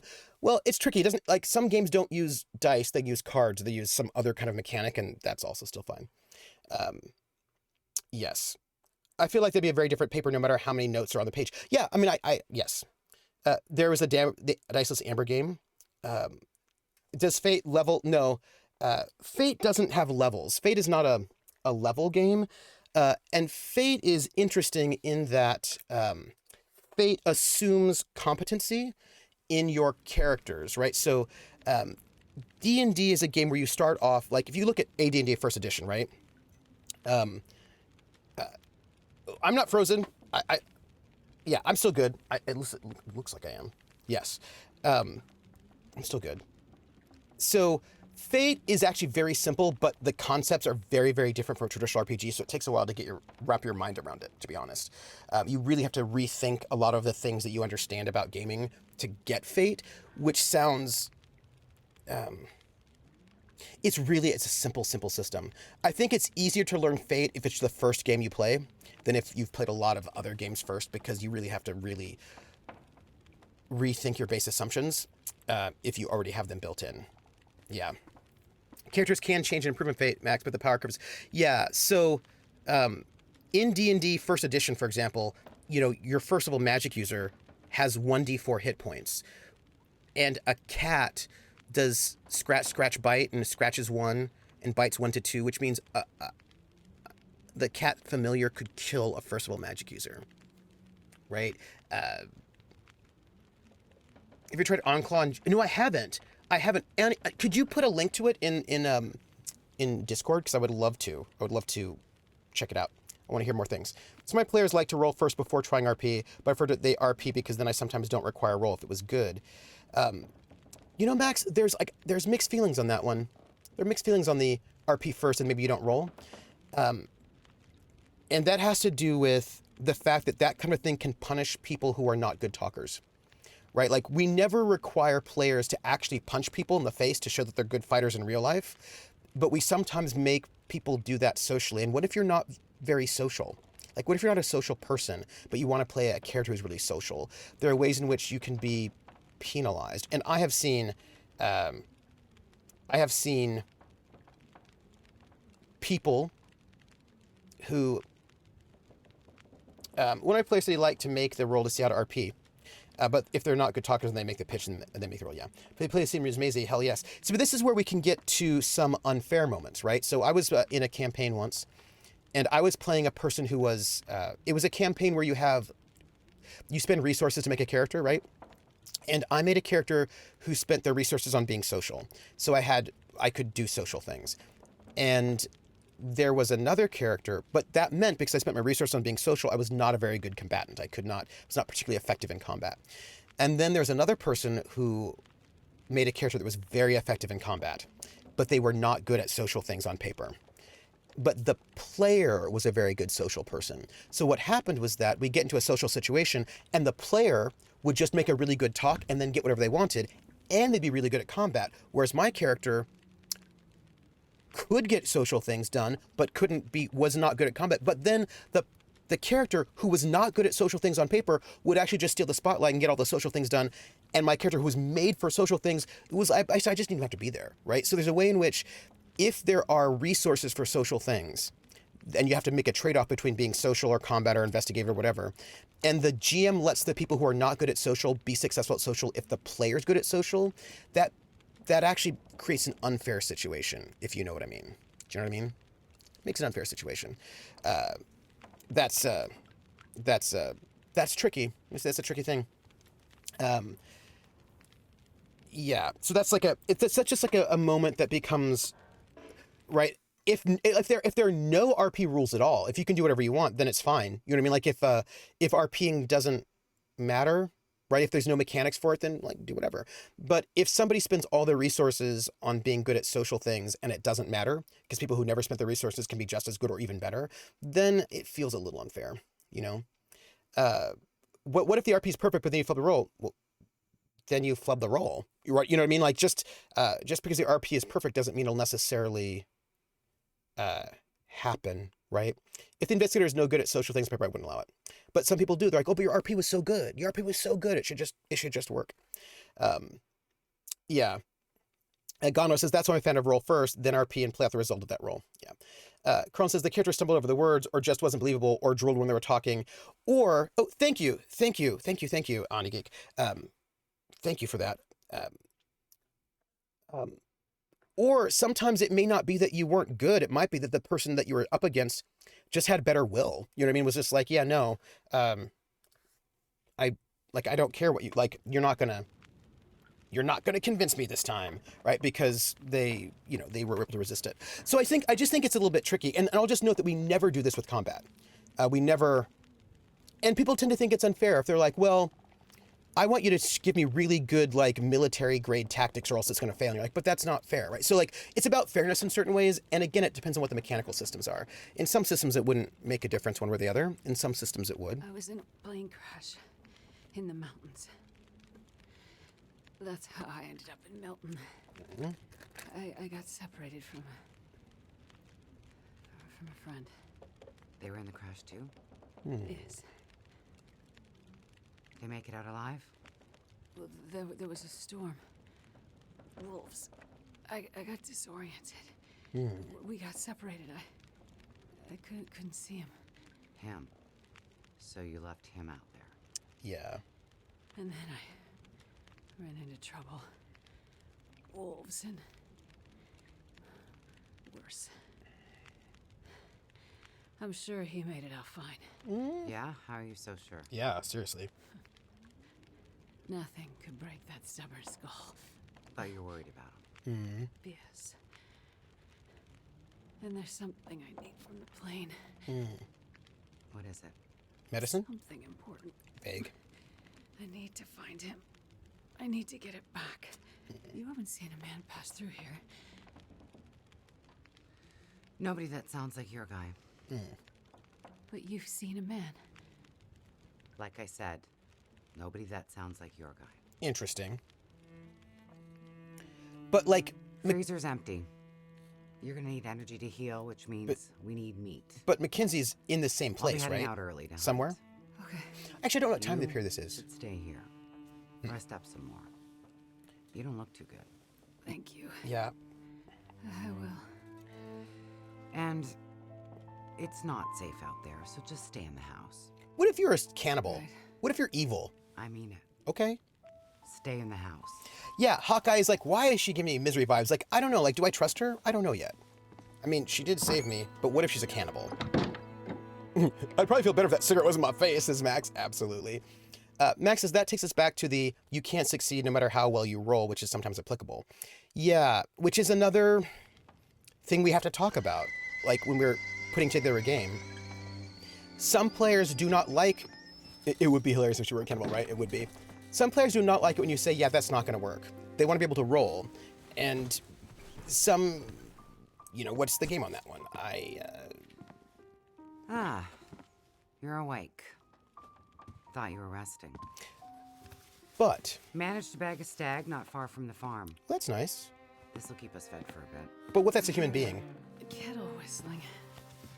I put it on for tea. So we can have tea and meat.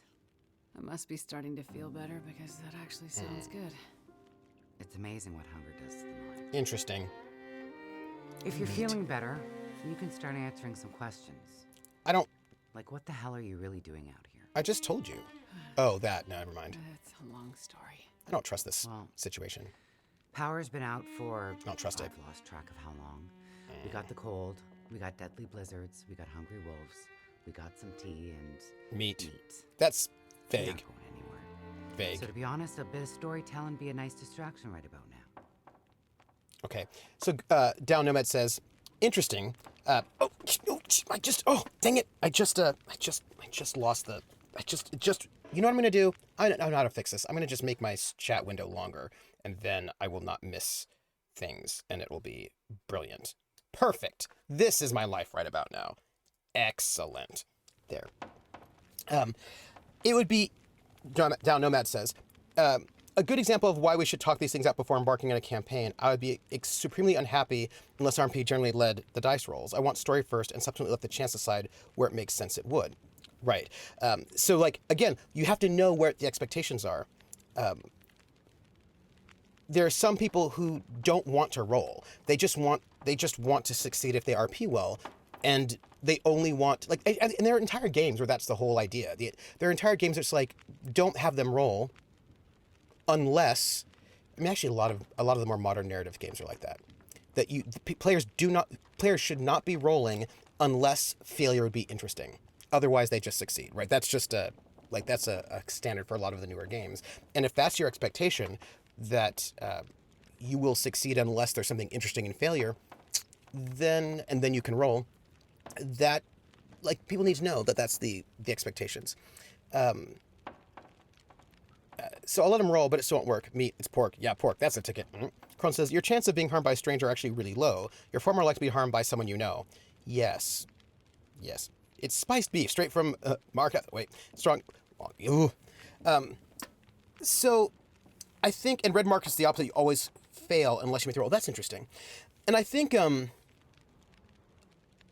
there's a lot of ways to think about this, right? Like, so for example,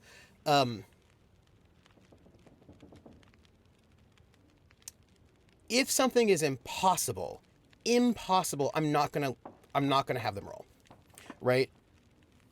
Yeah, if something's impossible, I'm not gonna have them roll, because that seems unfair to me. That seems disingenuous. But I also think that, but red mark is about economic horror. Oh, well, that's interesting. But I also think that I'm also interested in interpreting success and failure in fluid ways, right? So if someone is the best of the best at talking. Well, here's a good example. I was playing a character who had a 10 dice pool in Perform in Vampire way back in the day. And 10, like, they are so good at performance that they're like better than like most people in the entire universe, right? They're like that good. And, 10 dice pool is a lot. If you want to think about this in World of Darkness, 2, like, your stats go 1 through 5 and your skills are 1 through 5, although technically if you're like super ancient, they could go higher. But 2 is average. Like, an average human being would have a 2 in things. So, and like you would take your stat and then your skill, you put them together and that's your dice pool. So your average person's gonna be rolling 4 dice. Like, that would be like what an average, like, and when I say average, I don't mean bad, right? I mean a person who's like average good at something. So like your average doctor will be rolling a 4 dice pool on doctoring.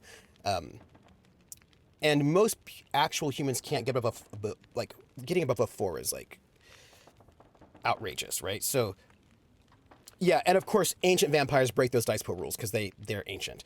But generally speaking, like, 4 is what you're going to do if you're trained in something. Like, 4 is not a person who's not trained. 4 is a person who's like had some training. That's a good average roll. So 10 is outrageous, right? Like, outrageous. And I was playing in this vampire game, and my character was at a bar. Her bar, it was a bar she owned. And she was playing a song that, one of the songs that she'd written, average song. And it wasn't, there was no danger. There was nothing bad going on at all. It was just like, playing a song because it's her club. And the GM's like, okay, roll. The storyteller said, go ahead and roll. Now, some people would say, you don't need to make them roll because they're so great and there are no stakes. Just let them succeed and be great. And I was like, well, that wasn't our vibe. We rolled, right? And since we rolled, I'm going to allow that comment to go through. But we had to roll. And it was, I left because my stream was being dumb, and you're still sitting there looking at this. Like, oh no, we had a whole change. There's a whole different thing that happened. It was like a whole thing. So I rolled and I got a botch, and this was still this was before Revise, so botches were easier to come by. In second edition, you just had to have. It was like easier to botch, and they made it more difficult to botch in Revised, which was good. Basically, and Crone will be able to actually give me the details here because he'll remember. It was easier to botch the better you were in second edition, which is not great. And then once you Revised, they did something so it actually was a little bit more difficult. Yeah. So what happened was, she botched the roll. Now, this is where, if I were the GM, I would interpret that botch differently than other people might.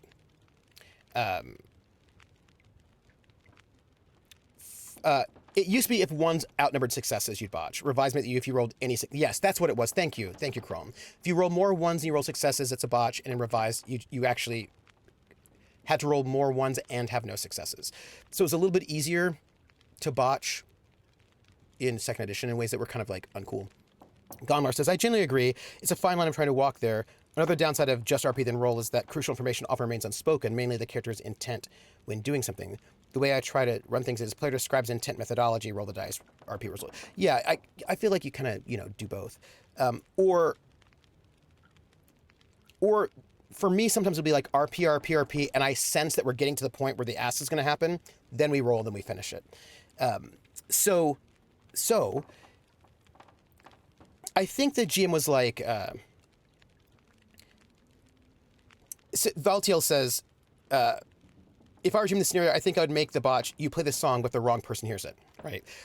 A botch is spectacular failure, they're also just normal failures. Yes, the botch is supposed to be a really bad one. And I think for me, I tend to interpret things based on context, so if you are like one of the best performers in the entire universe, right, in the entire world, and you're playing a song with no stakes in this club, and a song you've played millions of times before, it does not make sense to me that the result of that botch would be, oh my gosh, you sing off key and you can't play at all, and you don't, and like you can't play the chords, and like you're the worst, and everybody boos you because you're so bad. That makes no sense. That doesn't make any sense. Not for a character who's as skilled as that and in that circumstance. And so Valtiel's idea is like, okay, you play the song, but the wrong person hear it. That's a good way to think about the botch. Or maybe, I think what the storyteller did had for the botch had the strings break. They have all the strings of the guitar break. And I was like, okay. So that's okay. But also I could imagine that you play the song and it's fine.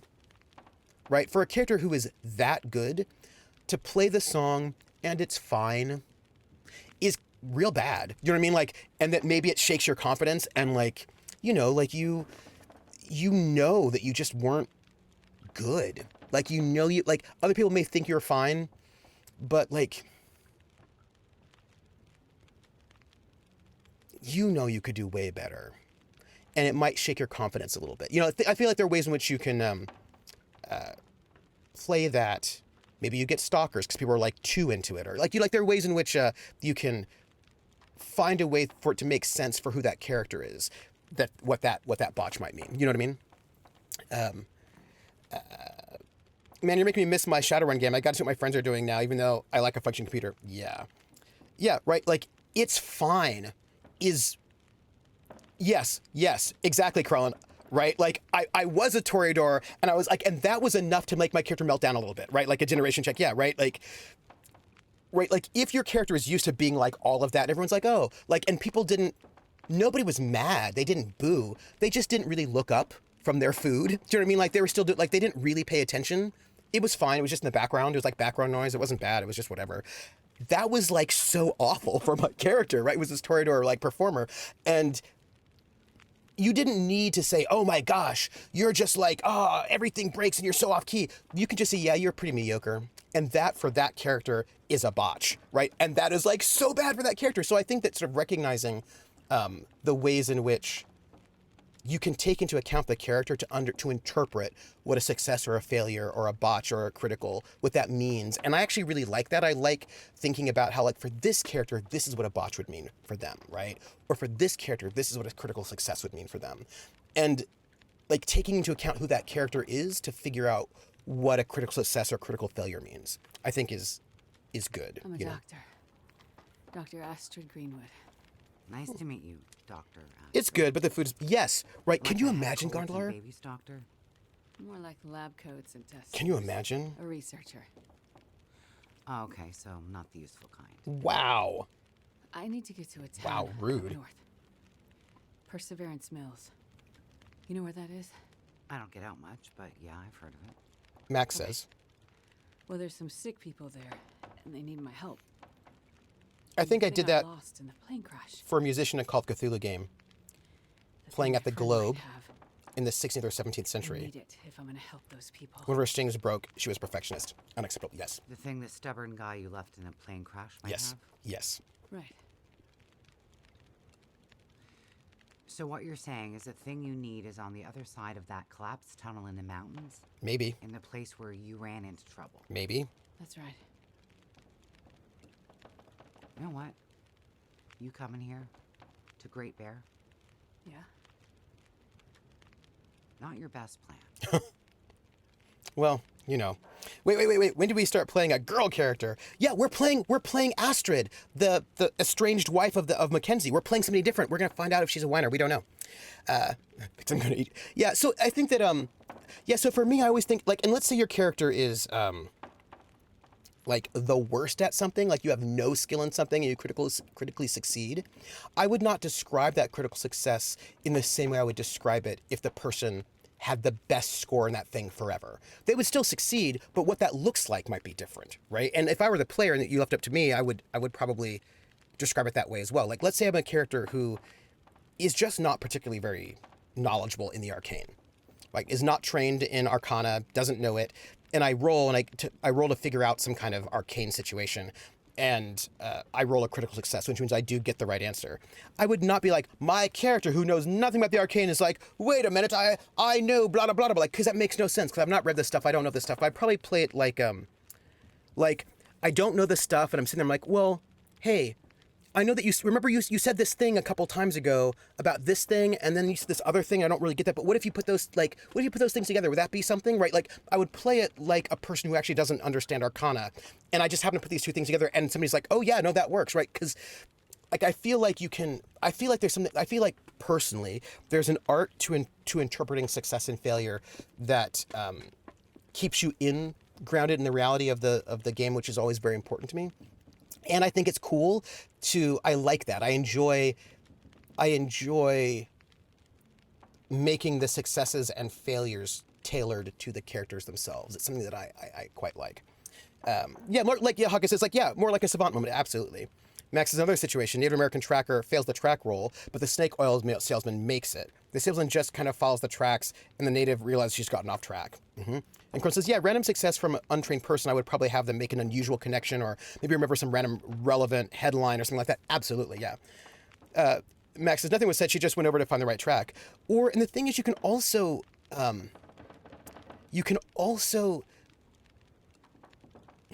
spin it in a lot of different ways. Like maybe that snake oil salesman picks up something that a tracker wouldn't pick up. Do you know what I mean? Like the tracker's a good tracker, but maybe the tracks don't follow the way tracks normally should follow, because maybe somebody was being deceptive in a particular way that the snake oil salesman has done. Maybe the snake oil salesman's like, oh yeah, you know what, actually, I once was like trying to fool people, cheat people, and I did this thing, and actually I think that's what's happening here. Like there's a way in which you can make it work in the world, right? And I tend to like to do that. Yeah, right, because I feel like that feels... So the people up north, in Perseverance Mills. Yeah. Why are they sick? I'm not entirely sure. There's another thing, too. That's why I need to get there. And I do a thing Must have some ideas. when I'm Why travel all the gymming way? Fate, which is not recommended in I the have some rule book, but I do it ideas. anyway, Yes. because But you aren't gonna I do what I want. No. I'm not. And the thing your friend in the plane crash has, the thing you need to help them, Grinny says. you aren't going to tell me what it is either, are you? Right. Right, as much as I love you, says Grinny, Well, and then on giving content. you are a lady with a lot of secrets. I'm getting sleepy. I'm going to get my jammies on and get ready for bed. Oh, good night, Grinny. Good night. So, yeah, I like that idea, Krellin. This one time in Snake Oil Camp, I backtracked through a river to throw off pursuit. Yeah, so, something like that, right? That's good. And I just sort of, yeah, I like the idea of being grounded in the world. And so the thing that you're not supposed to do in Fate, which I do anyway because I'm going to do what I want, Fate says do not have them roll unless failure would be interesting, right? If failure is not interesting, do not have them roll. So if it's like, if they're going to succeed, they just succeed. Now, I actually don't do that. I will have people roll for things even if there's no chance of them failing, right? Like sometimes I will do that. I'll do that in sometimes games as well, where there's no chance you're going to fail this roll, but I want you to roll anyway, not because I want to see if you fail, but I want to see how well you succeed, right? So in that case, if you fail, that's basically just a success. It's fine. But you might have a chance to succeed really, really well and get like an extra bonus. And sometimes I just want to know how much you get by how much you succeed, not if you succeed or fail, right? Like, and that becomes a moment where I'm like, okay, I want you to roll. You're not going to fail this roll, but I just want to see how well you succeed because that'll help me figure out some things. And so a roll, like a failed roll isn't always a failed roll, but I'll usually let people know. I'll usually let them know, like, hey, in this one, it's just like you're gonna do it. It's just whether or not about if you get bonus stuff or not. You know what I mean? Like, so I use rolls in slightly different ways depending on the context. In some ways, you're not gonna fail this one. It's just I need to know how well you succeed. You know, that's all. Hello, Embargoen! I thought I had my players roll a lot. Yeah, if you put a gun to somebody's back and pull the trigger, you're only going to miss if you roll a malfunction up for your pistol. And you might still... Yeah. Like, how long does a lock... Yes, like, how long does that lock... You can always take to actually pick. Absolutely. Or, like... Because here's the thing about Fate. In Fate... And actually in a number of things, like, if you put the gun to the back of somebody's head, I want you to roll. You're not going to miss... but you may not kill them with that first shot because people don't always die in their first shot. So I just want to know, do you kill them or not, right? Like this becomes the question because people get shot in the head and then they live. And so I just want to know, does this kill them? And if it doesn't, what are you going to do? Are you going to actually take that second shot? Like sometimes I just want to know those things, So, you know? when you came in, I heard you locking a padlock. Because you're a cannibal. Same thing when you went out. Mm-hmm. Am I locked in here? It's better for you to stay indoors. Really? Why? Mm-hmm. Lots of wolves out there. And it's cold. And she's a cannibal. You aren't strong enough to go out there yet. She's a cannibal. Trust me. It's for your own safety. Oh, yeah? I appreciate everything you've done to help. But I'd like to leave. Oh, this is going to go badly. I have to find my friend and This is get on bad. with my work. When you're stronger. So, I'm trapped. Don't say that. Don't antagonize. Like I said, it's for your own good. Don't... So, is your husband around? Husband. It seems like more than one adult lives here. I assumed, husband. Assumptions can be dangerous. You're a doctor. You should know that. I didn't mean to have... You should just mind your own business. Yeah, okay. But you just got back. I need space. Need to think. Yeah. I'm sorry. Stay out of my shit. Okay. So that's an invitation to go snooping, clearly. I'm not the only one with secrets. Also, I don't think that's a bug. Like, I just, you know, hey, look, we have control over our character, and I feel like we should probably save the... Oh, we can't save. Oh my gosh. Okay, well, all right. Yeah, Hawkeye's like, big misery vibes. Yeah. Yes, indeed. Max says, in some roles, if you fail, it just takes a lot longer. A spot if you're searching the whole room. A success sees it right away, but if you search the whole room, you find something. Absolutely. Or the game is just trying to make you think she's a cannibal, so you'll kill her later, only to find out that she's a kind lady. Maybe. And Bar Garvin says, if it doesn't kill them, does it still look like they're dead? Do they suffer any long-term effects if they survive? Right, so these are things we need to know, right? No, I can't save. Oh, now I can. Nice. Okay. We're saving. Please. Am I really trapped in here? Also, hey, real quick, let's check out, okay, trauma. Look for clues that might tell you more about Molly. Yeah, okay, well, let's see, what do we got? Let's check ourselves out, shall we? I played for so much game. We've got boots, that's great. Wait, let's go here. Okay, we have a sprained ankle, which is not great, and we're in pain, which is also not great. We are wearing a shirt with 2 shirts. We don't have any jackets. That's not great. We've got pants and under. Okay. We don't have enough stuff. It's a fact. We are way underweight. We don't have a lot. Yeah. We got shoes though. What happened to Mr. Break the Leg in the middle of the lake and spend 3 streams walking back safely? Yeah. No, we just switched characters, so that's interesting. So we need to look for clues to find out more about Molly. I feel like this is a bad scene, everybody. Let's start by looking at this bag. Or maybe we can't. Okay. I don't know how much time we have before she gets back here. I don't... Yeah, apparently switching characters is a thing, but I didn't know until right now. Also, I'm not getting a... What do you call it? Are you okay? Ostrid, are you alright? Oh, yeah, I know. You've got like a leg thing. I don't think she's doing well. And I can't seem to pick up anything at the moment. Yeah, she probably will get back when we find something. But also, if you notice, I do not have a... What's the word? A cursor to interact with the universe at the moment. Also, when we need to escape, we're going through... Look, I don't mean to be that kind of person who's suspicious about everything, but I would not have telegraphed that I was skeptical or suspicious of that woman. Because I feel like telegraphing makes them wary, and that seems... Well, at least I am theoretically interacting with stuff, so there's that.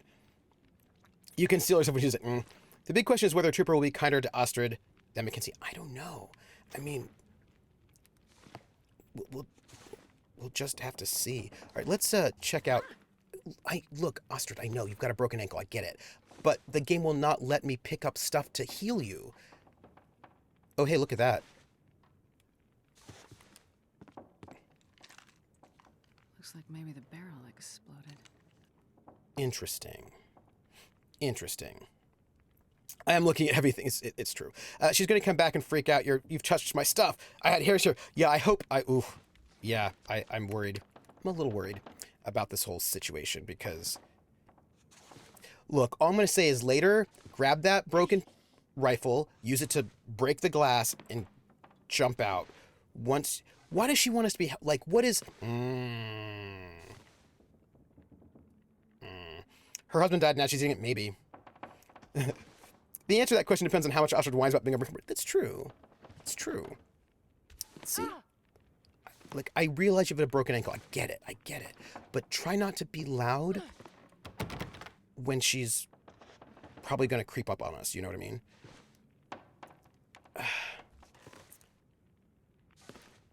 I just have a lot of concerns. Also, I'm concerned that I cannot do anything. It did look like a bold action to me. Okay, what do we have here? We have a photograph of her and a husband. That looks like Molly from a while ago. Yes.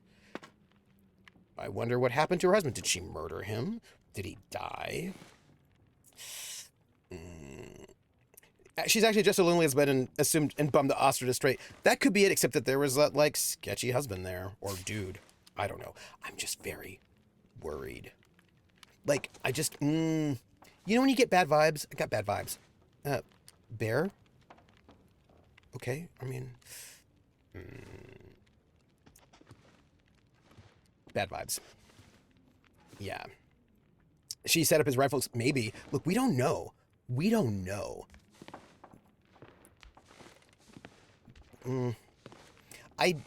know, this is the kind of thing where I feel really uncomfortable because I feel like she's going to come back and we're going to be up here and then she's going to murder us. Do you know what I mean? Like, those are my feelings. I just feel like we're setting ourselves up for a bunch of murder. Oh my gosh. That's the phone.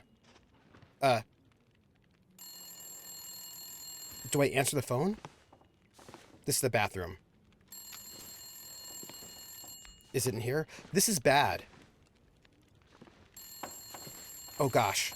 Okay. Phone? Hello, phone, where are you? Do you think it's downstairs? Maybe it's, phone? Phone? No? Phone, where are you? Where are you, phone? I'm gonna miss this phone. Where is it? Phone!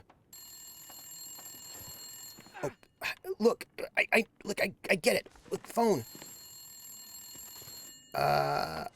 Rotary phone, where are you? people. Is phone... See, from my hearing, it sounds like it's on my left when I am... Let's try in here.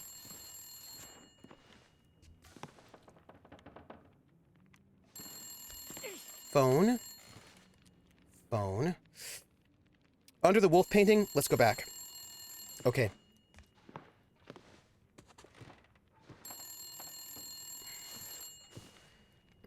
Downstairs on the wall. Alrighty, got it.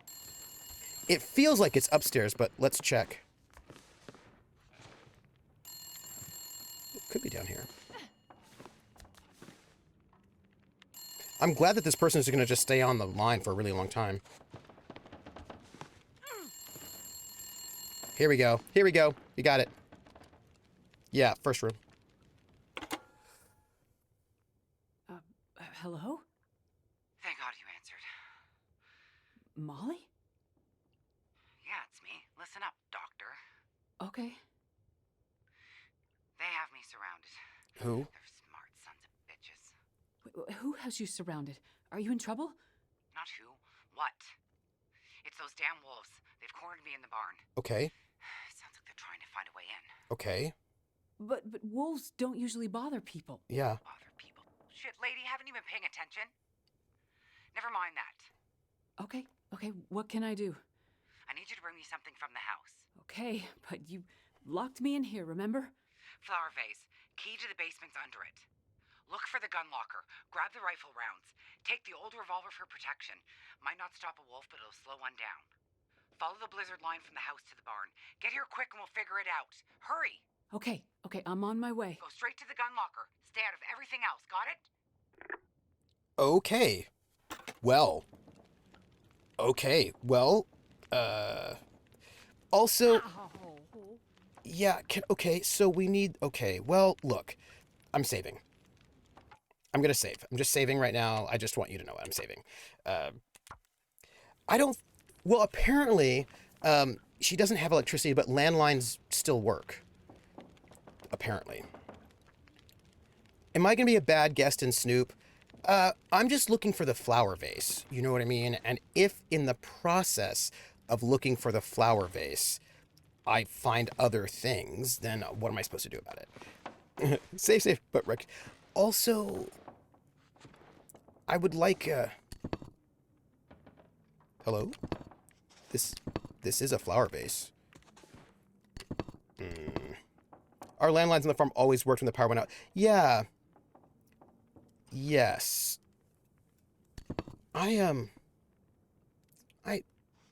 I feel like I should have a landline. So that flower vase doesn't seem to have it.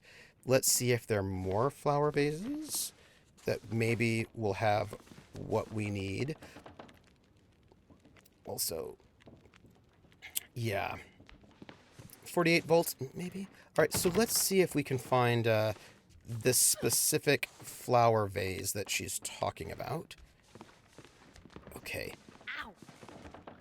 If electricity doesn't work, phones wouldn't work. All I know is that if there's an earthquake, you do want... landlines are useful, because landlines will still work. Okay, well... Yeah. Just, like, calm down. No. So there's that one flower vase, which apparently is where the keys are. But, I don't see it. I only see one flower vase, so if this is it, vase, then why is it not here? Let's stand right here. Let's see, maybe one by the door? Hurts a bit, but I'll make... Oh, hey, see? Look at that. Okay, so there is not...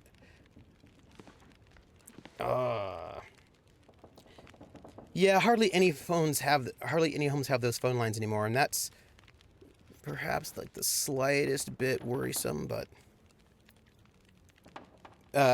yeah, there's only one vase, and she said find the key under the vase, but it doesn't seem like it does not. seem to be there. I'm going to poke at that vase a little bit more.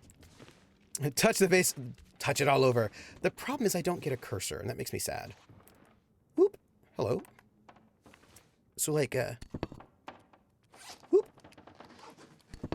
Like, I'm hitting the A button.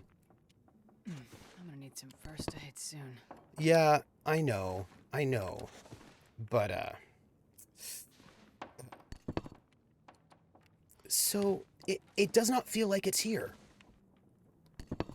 Is that by the door? Yeah, I am doing on console. But normally, like when I was Mackenzie, I had a little button cursor that popped up. And if you can hear, I am messing with it. So the question is, why am I not getting a key there? Because it sounds like I'm touching it. Sounds like I'm touching it, is all I'm saying. So... Oh, but see, normally I do have the reticule, the circle pointer. Normally it's there. So the question is, why is it not there right now, right, is the question. And I feel like it's, let's see.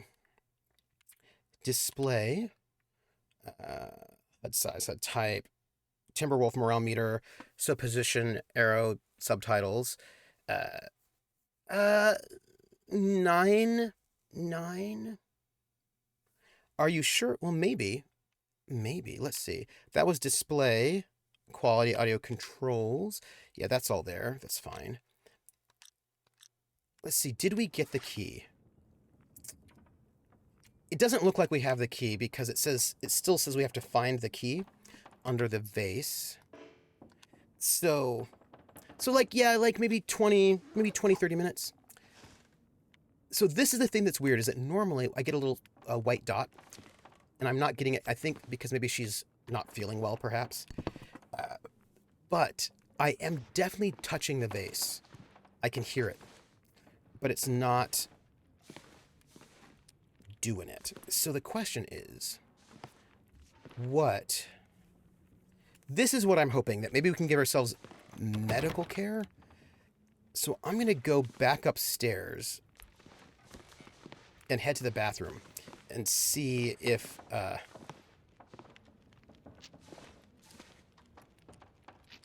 nope.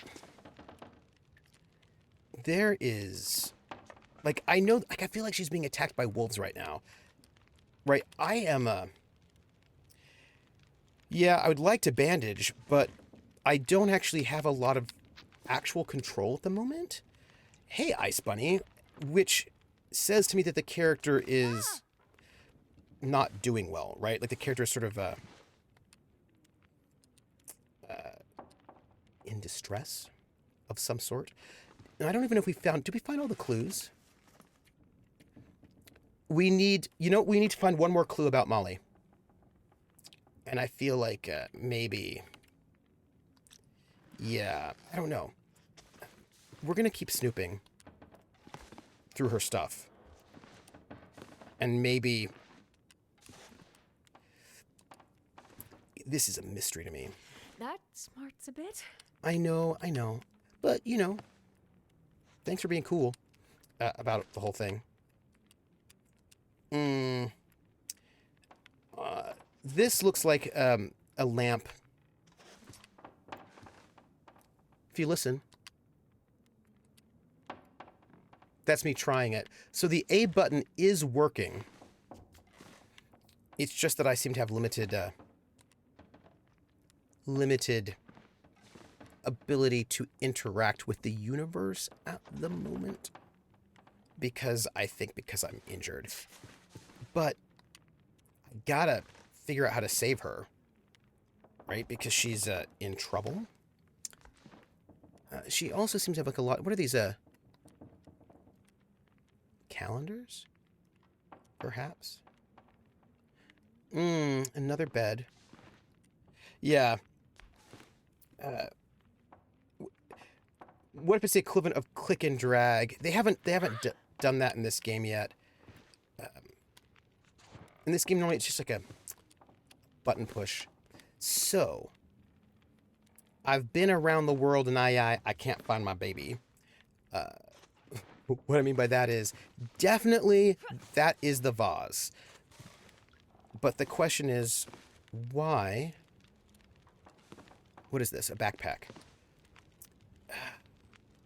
I feel like after we get through this, we're going to be able to touch all of those things and loot all of those things. I just do not think that we are...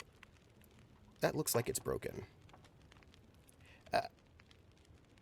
I think the last clue is in the basement, so we need to get in there. So, what... That looks like the basement door. We're going to go back to the vase in a second, but I'm going to just make sure we haven't, we've checked out everything. Yeah. No, there's only that one flower vase. It's that big, obvious flower vase. The question is there something... Do we need to... She said it was underneath the vase, right? That's what she said. It was underneath the vase. So we're going to try a couple different strategies. We're going to go back here. And...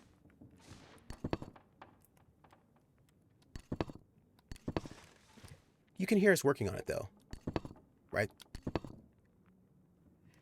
No, she said the flower vase, right? Which I really feel like is... Nope.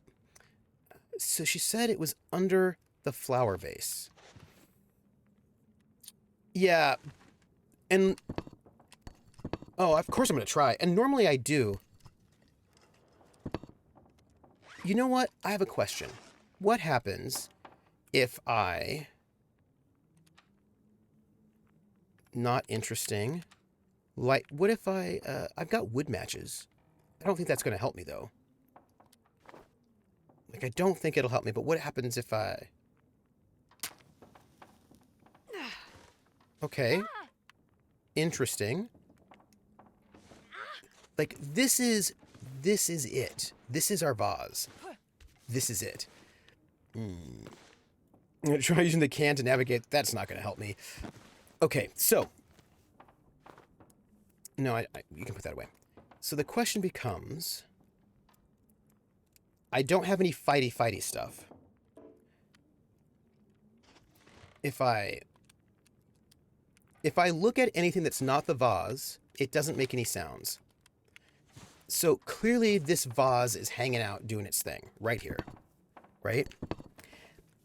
Like, I'm clearly touching it. You can hear it, right? Yeah, I'm touching it. Maybe it did fall through. We'll look underneath. We'll see. I don't know why I do this. There doesn't seem to be anything underneath it. So, I want to just, and I am touching it. Unless it, yeah, but it doesn't seem to be in any of these places. Yeah, so this is the very bottom. That's the top. Let me back up. Start again from the very bottom. Oop. Very top. So you're right here, vase. Right here. Right here. This is where you are, and I can hear sounds. So I feel like there's something I have not picked up. Maybe reload, restart. Let me find the key under the vase.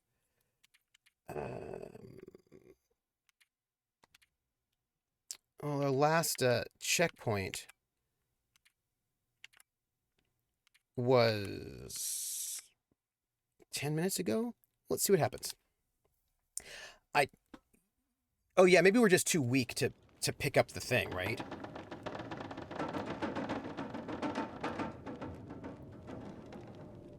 Okay. Where are we right now? Oh, we're still at the need to find the key. What is that sound?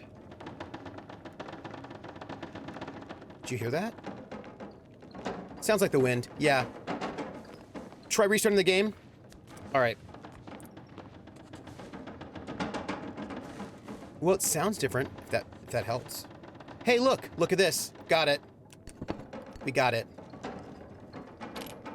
I don't know why, but we did. Let's, a key to the basement Molly's farmhouse. That was weird, but you know what? Got it. Doesn't matter. We're gonna save. We're gonna save right now. We're gonna save, right? Just gonna do it. Just gonna save. All right, we need to get... That sound is disconcerting me. I just want you to know it. It's disconcerting. I really feel like before we go in the basement, we should probably snoop all the way. Yeah, and the white dog is back, so... But also now it's gone. Oh, it's back. Okay. So we got our white dot. Hey. Ostrich jacket and gloves. Why don't we, I do think we should snoop. I also think we should just take all of this stuff. I realize that this might seem bad, but if we're gonna go outside, we should probably have stuff. Hope nobody needs this anymore. We're gonna, I feel like she's gonna try to kill us because we are snooping, but I feel like she might be trying to murder us, so... And she also padlocks us in. Yeah, you know what, I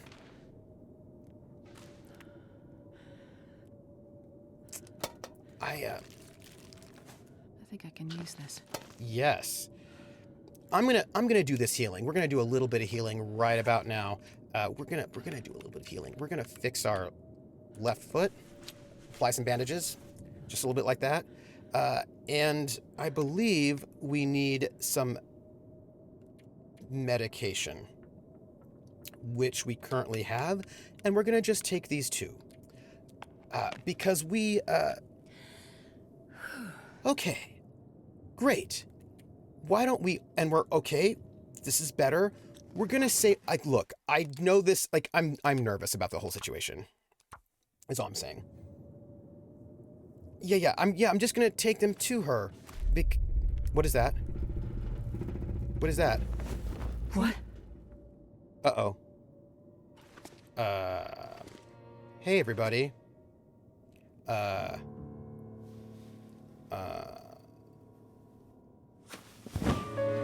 Shit. That's her husband. Cover it up again. Just cover the body up. Cover it up. Cover it up. I personally would not leave the body uncovered because I feel like that's, newly single. Hey, everybody. I just want you to know that I feel like we're in a bad scene. The problem with me is you can't do things that make sense. Yeah. RPGs are better than video games, but you don't need friends to play video games. Let's just take this revolver. Let's take it. I'll bring this along. For the wolves. Or worse. Hey, let's just take This stuff will come in handy. Yeah. That too. Sounds great. This is the problem. You want to do things that make sense? Well, you can do things that mostly make sense in open sandbox survival. Mostly. Look, I just want you to know that I agree with all of you in chat. Absolutely. I am going to go back upstairs and snoop everywhere now that I can pick up things. Because, yeah, we are not... I'll take it. Yeah, let's take all those things. Y'all. Do you ever get a sense that maybe you're in a bad situation? You don't have to take everything, but, look, here's what I'm thinking. I don't think I'm gonna come back here. You know what I mean? Like, I just don't think, I don't think I'm coming back here, is what I'm trying to tell you. I feel like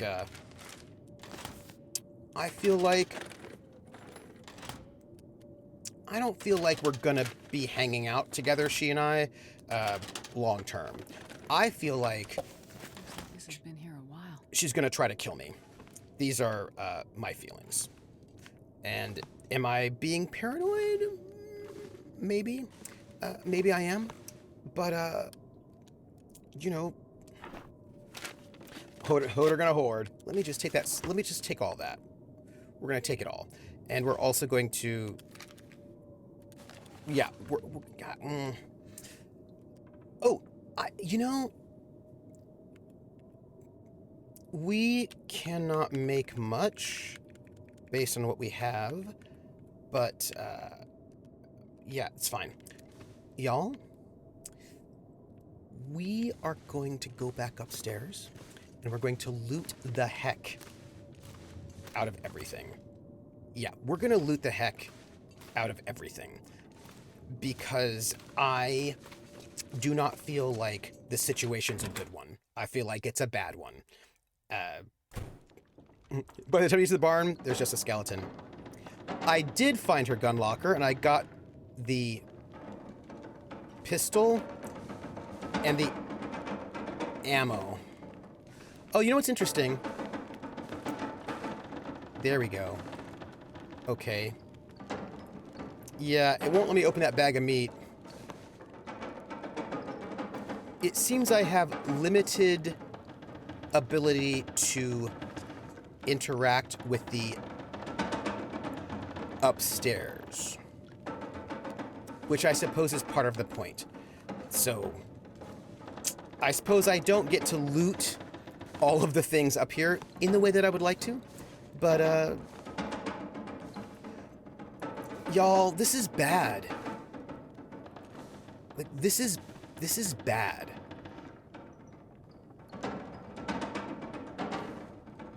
You know? Okay. All right. You're right, I do have to make actual food. Leave the farmhouse. Let's not do that just yet. I just want to see if we can... No, look, it won't let us search things. That's kind of a bummer, but, it's okay. All right. We're gonna do it. I think you might have to leave through the basement, or at least I'm going to attempt to. But I just want to make sure that I can't actually... There was a backpack that I saw, and I want to see if I can pick it up. Where was that backpack? Yeah, it doesn't look like we can actually loot this place excessively, which is, you know... Yeah, it was one of the bedrooms upstairs. But I bet we can't loot it, so I imagine it's fine. It was in here. Yeah, we can't. We can't. Whoop. Table. All right, we're gonna go back down to the basement, everybody. And, we're gonna deal with a friend of ours who... You know what? Here's the thing. Let's hope that, she killed her husband for a good reason. Let's just hope that. Let's just hope that's what we got. That she killed her husband for a good reason. And, yeah. Maybe she didn't kill him at all. Maybe it's fine. Yeah. Let's just go with that. Yes, I do stream next week. I will not be streaming on Saturday. My schedule is on the Twitch channel. If you go to the About channel, it has my current schedule as far as I know it, and I update as things go on. Well, here we go. Let's see where this takes us. Maybe she didn't kill him. Maybe he died out of a... He slipped and he fell in the bathroom. I'm feeling bad about all this. There are the lines to the barn. Are we really gonna...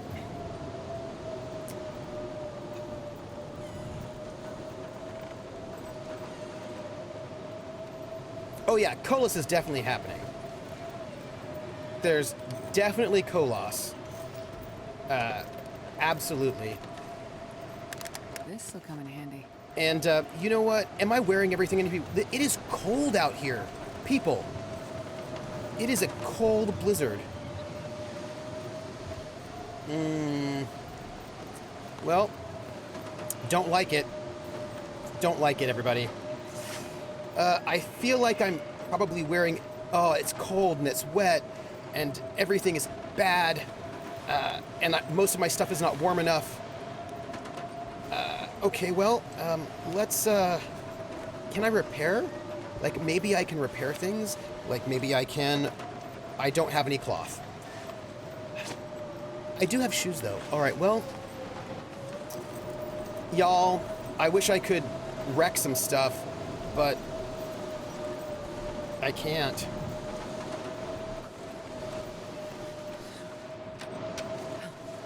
Let's go back inside. And let's close that door.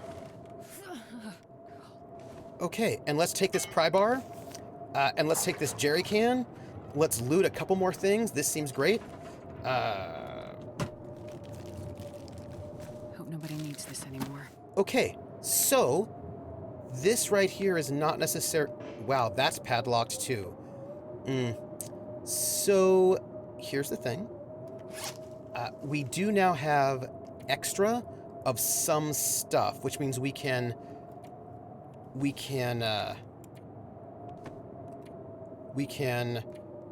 harvest this and try to repair stuff. I hope there's a doghouse. Usually you stream when a sleep gets me, and when I'm full of coffee, something happened, you don't stream. Okay, so our weakest thing are these thermal underwear. So let's repair this thermal underwear. Oh, no, we're going soon. Okay, look at that. So that's better, right? We still don't have as much stuff as we really need. This is not great. Okay, so... Yeah. Well, we have a pry bar.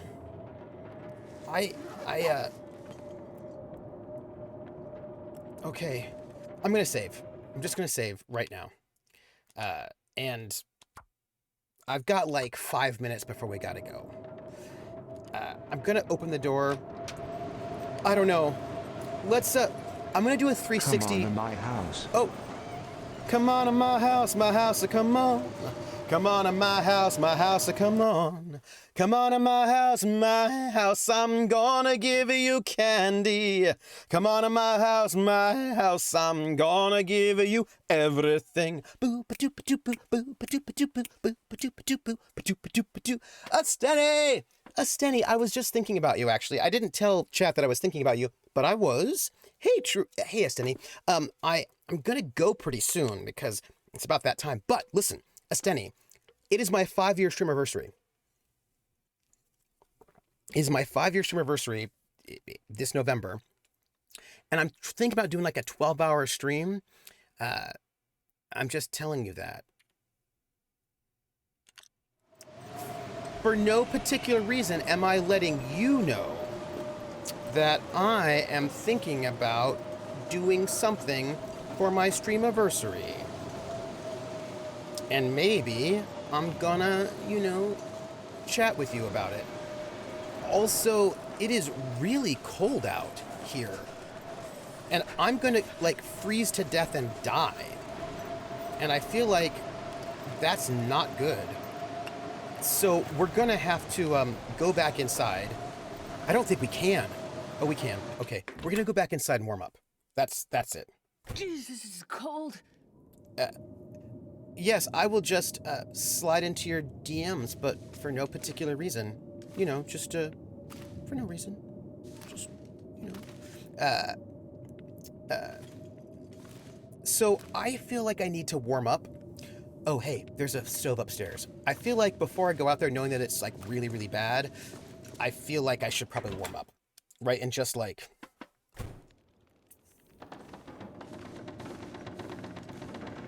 just be warm, I feel like this is what we're gonna have to do. And then, yeah, because we can't go out there with almost no heat. We just can't. We will die. I also think this woman is dangerous that we are interacting with, and that makes me nervous. So those are my feelings. So while we're warming up, I'm gonna start doing my sign out. I'm gonna chat with you all about the sign out. Just we did have a good stream. We did a lot of talking about RPGs. We did get some game progress in though. We got out of the dam as our dude, and then we woke up and now we're Ostrid, and she's been saved by a woman who I think is a murderer.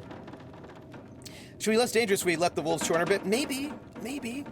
So at 10 p.m., Hawkeye, KY Hawkeye will be hosting Critical Role, and so you should go there and watch it.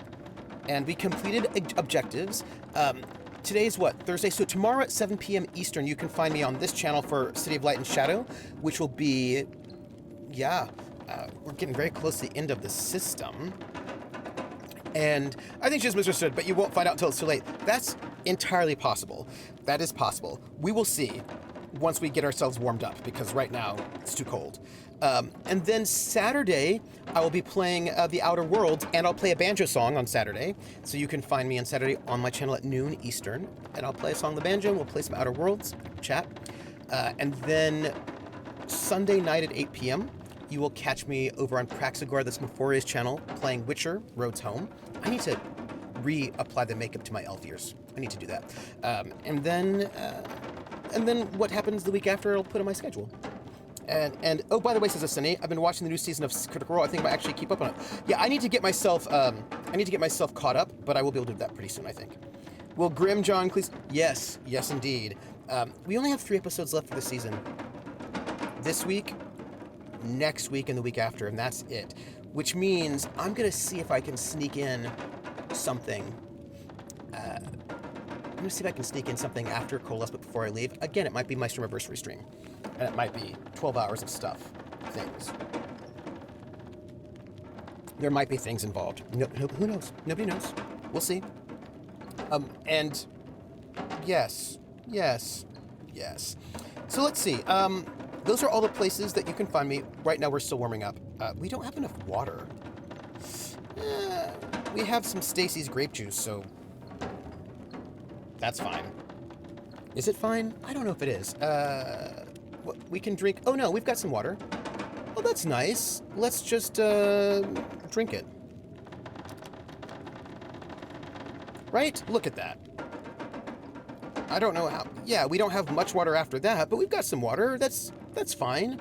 And we're going to be warm, and then we will put ourselves in a position where we can leave the basement when we start next game. We'll be in a perfect position to deal with who may be a murderer. I mean, I wish I could take that tea. Okay. I'm overthinking. Maybe. I just don't want to walk out there. Maybe. I just don't want to walk out there when I'm completely cold, you know? So we're just going to go back to the basement, set ourselves up for success by getting ready to leave right here. This will be us. We're going to save right here. Boom. And that's us. This is us. Woo. Yeah. So, everybody, I hope everybody's I hope you had a good time. I want to thank everybody who resubbed to my channel. You know, helped me do all the good stuff. I appreciate you all. And I will see you tomorrow for Colos. So, you know, we have a Discord. You should hang out on our Discord if you want. I mean, you don't have to do anything you don't want to, but you can join our Discord because our Discord is cool, full of cool people. And you should, right? And we talk about all the things. And now that I have a bit more time than you, yes, join our Discord. We're fun. And then what else? You can follow me on Twitter at Academic Foxhole. You can hear Trooper SJP, YouTube Trooper SJP, and I have a Patreon, which is Academic Foxhole. I'm going to redo those tiers at some point in time because I only have one tier. I'm gonna fix it. And that's to go and support the RPGs on my channel. And so thank you all for being here. And I'm going to go grab dinner and do a little bit of work that I'm a little bit behind on. You are awesome, Rissa. Always awesome. Always. I don't know what I'm going to eat yet. I'm sure I've got some leftovers in the fridge and I'm going to eat them. And thank you everybody for being here, and I'm gonna catch you all on the flip side. So, I have no idea what's up for dinner yet. I've got to check to see what's in the fridge. I'll find out. So, catch you on the flip side. You're all the best. Bye, everybody.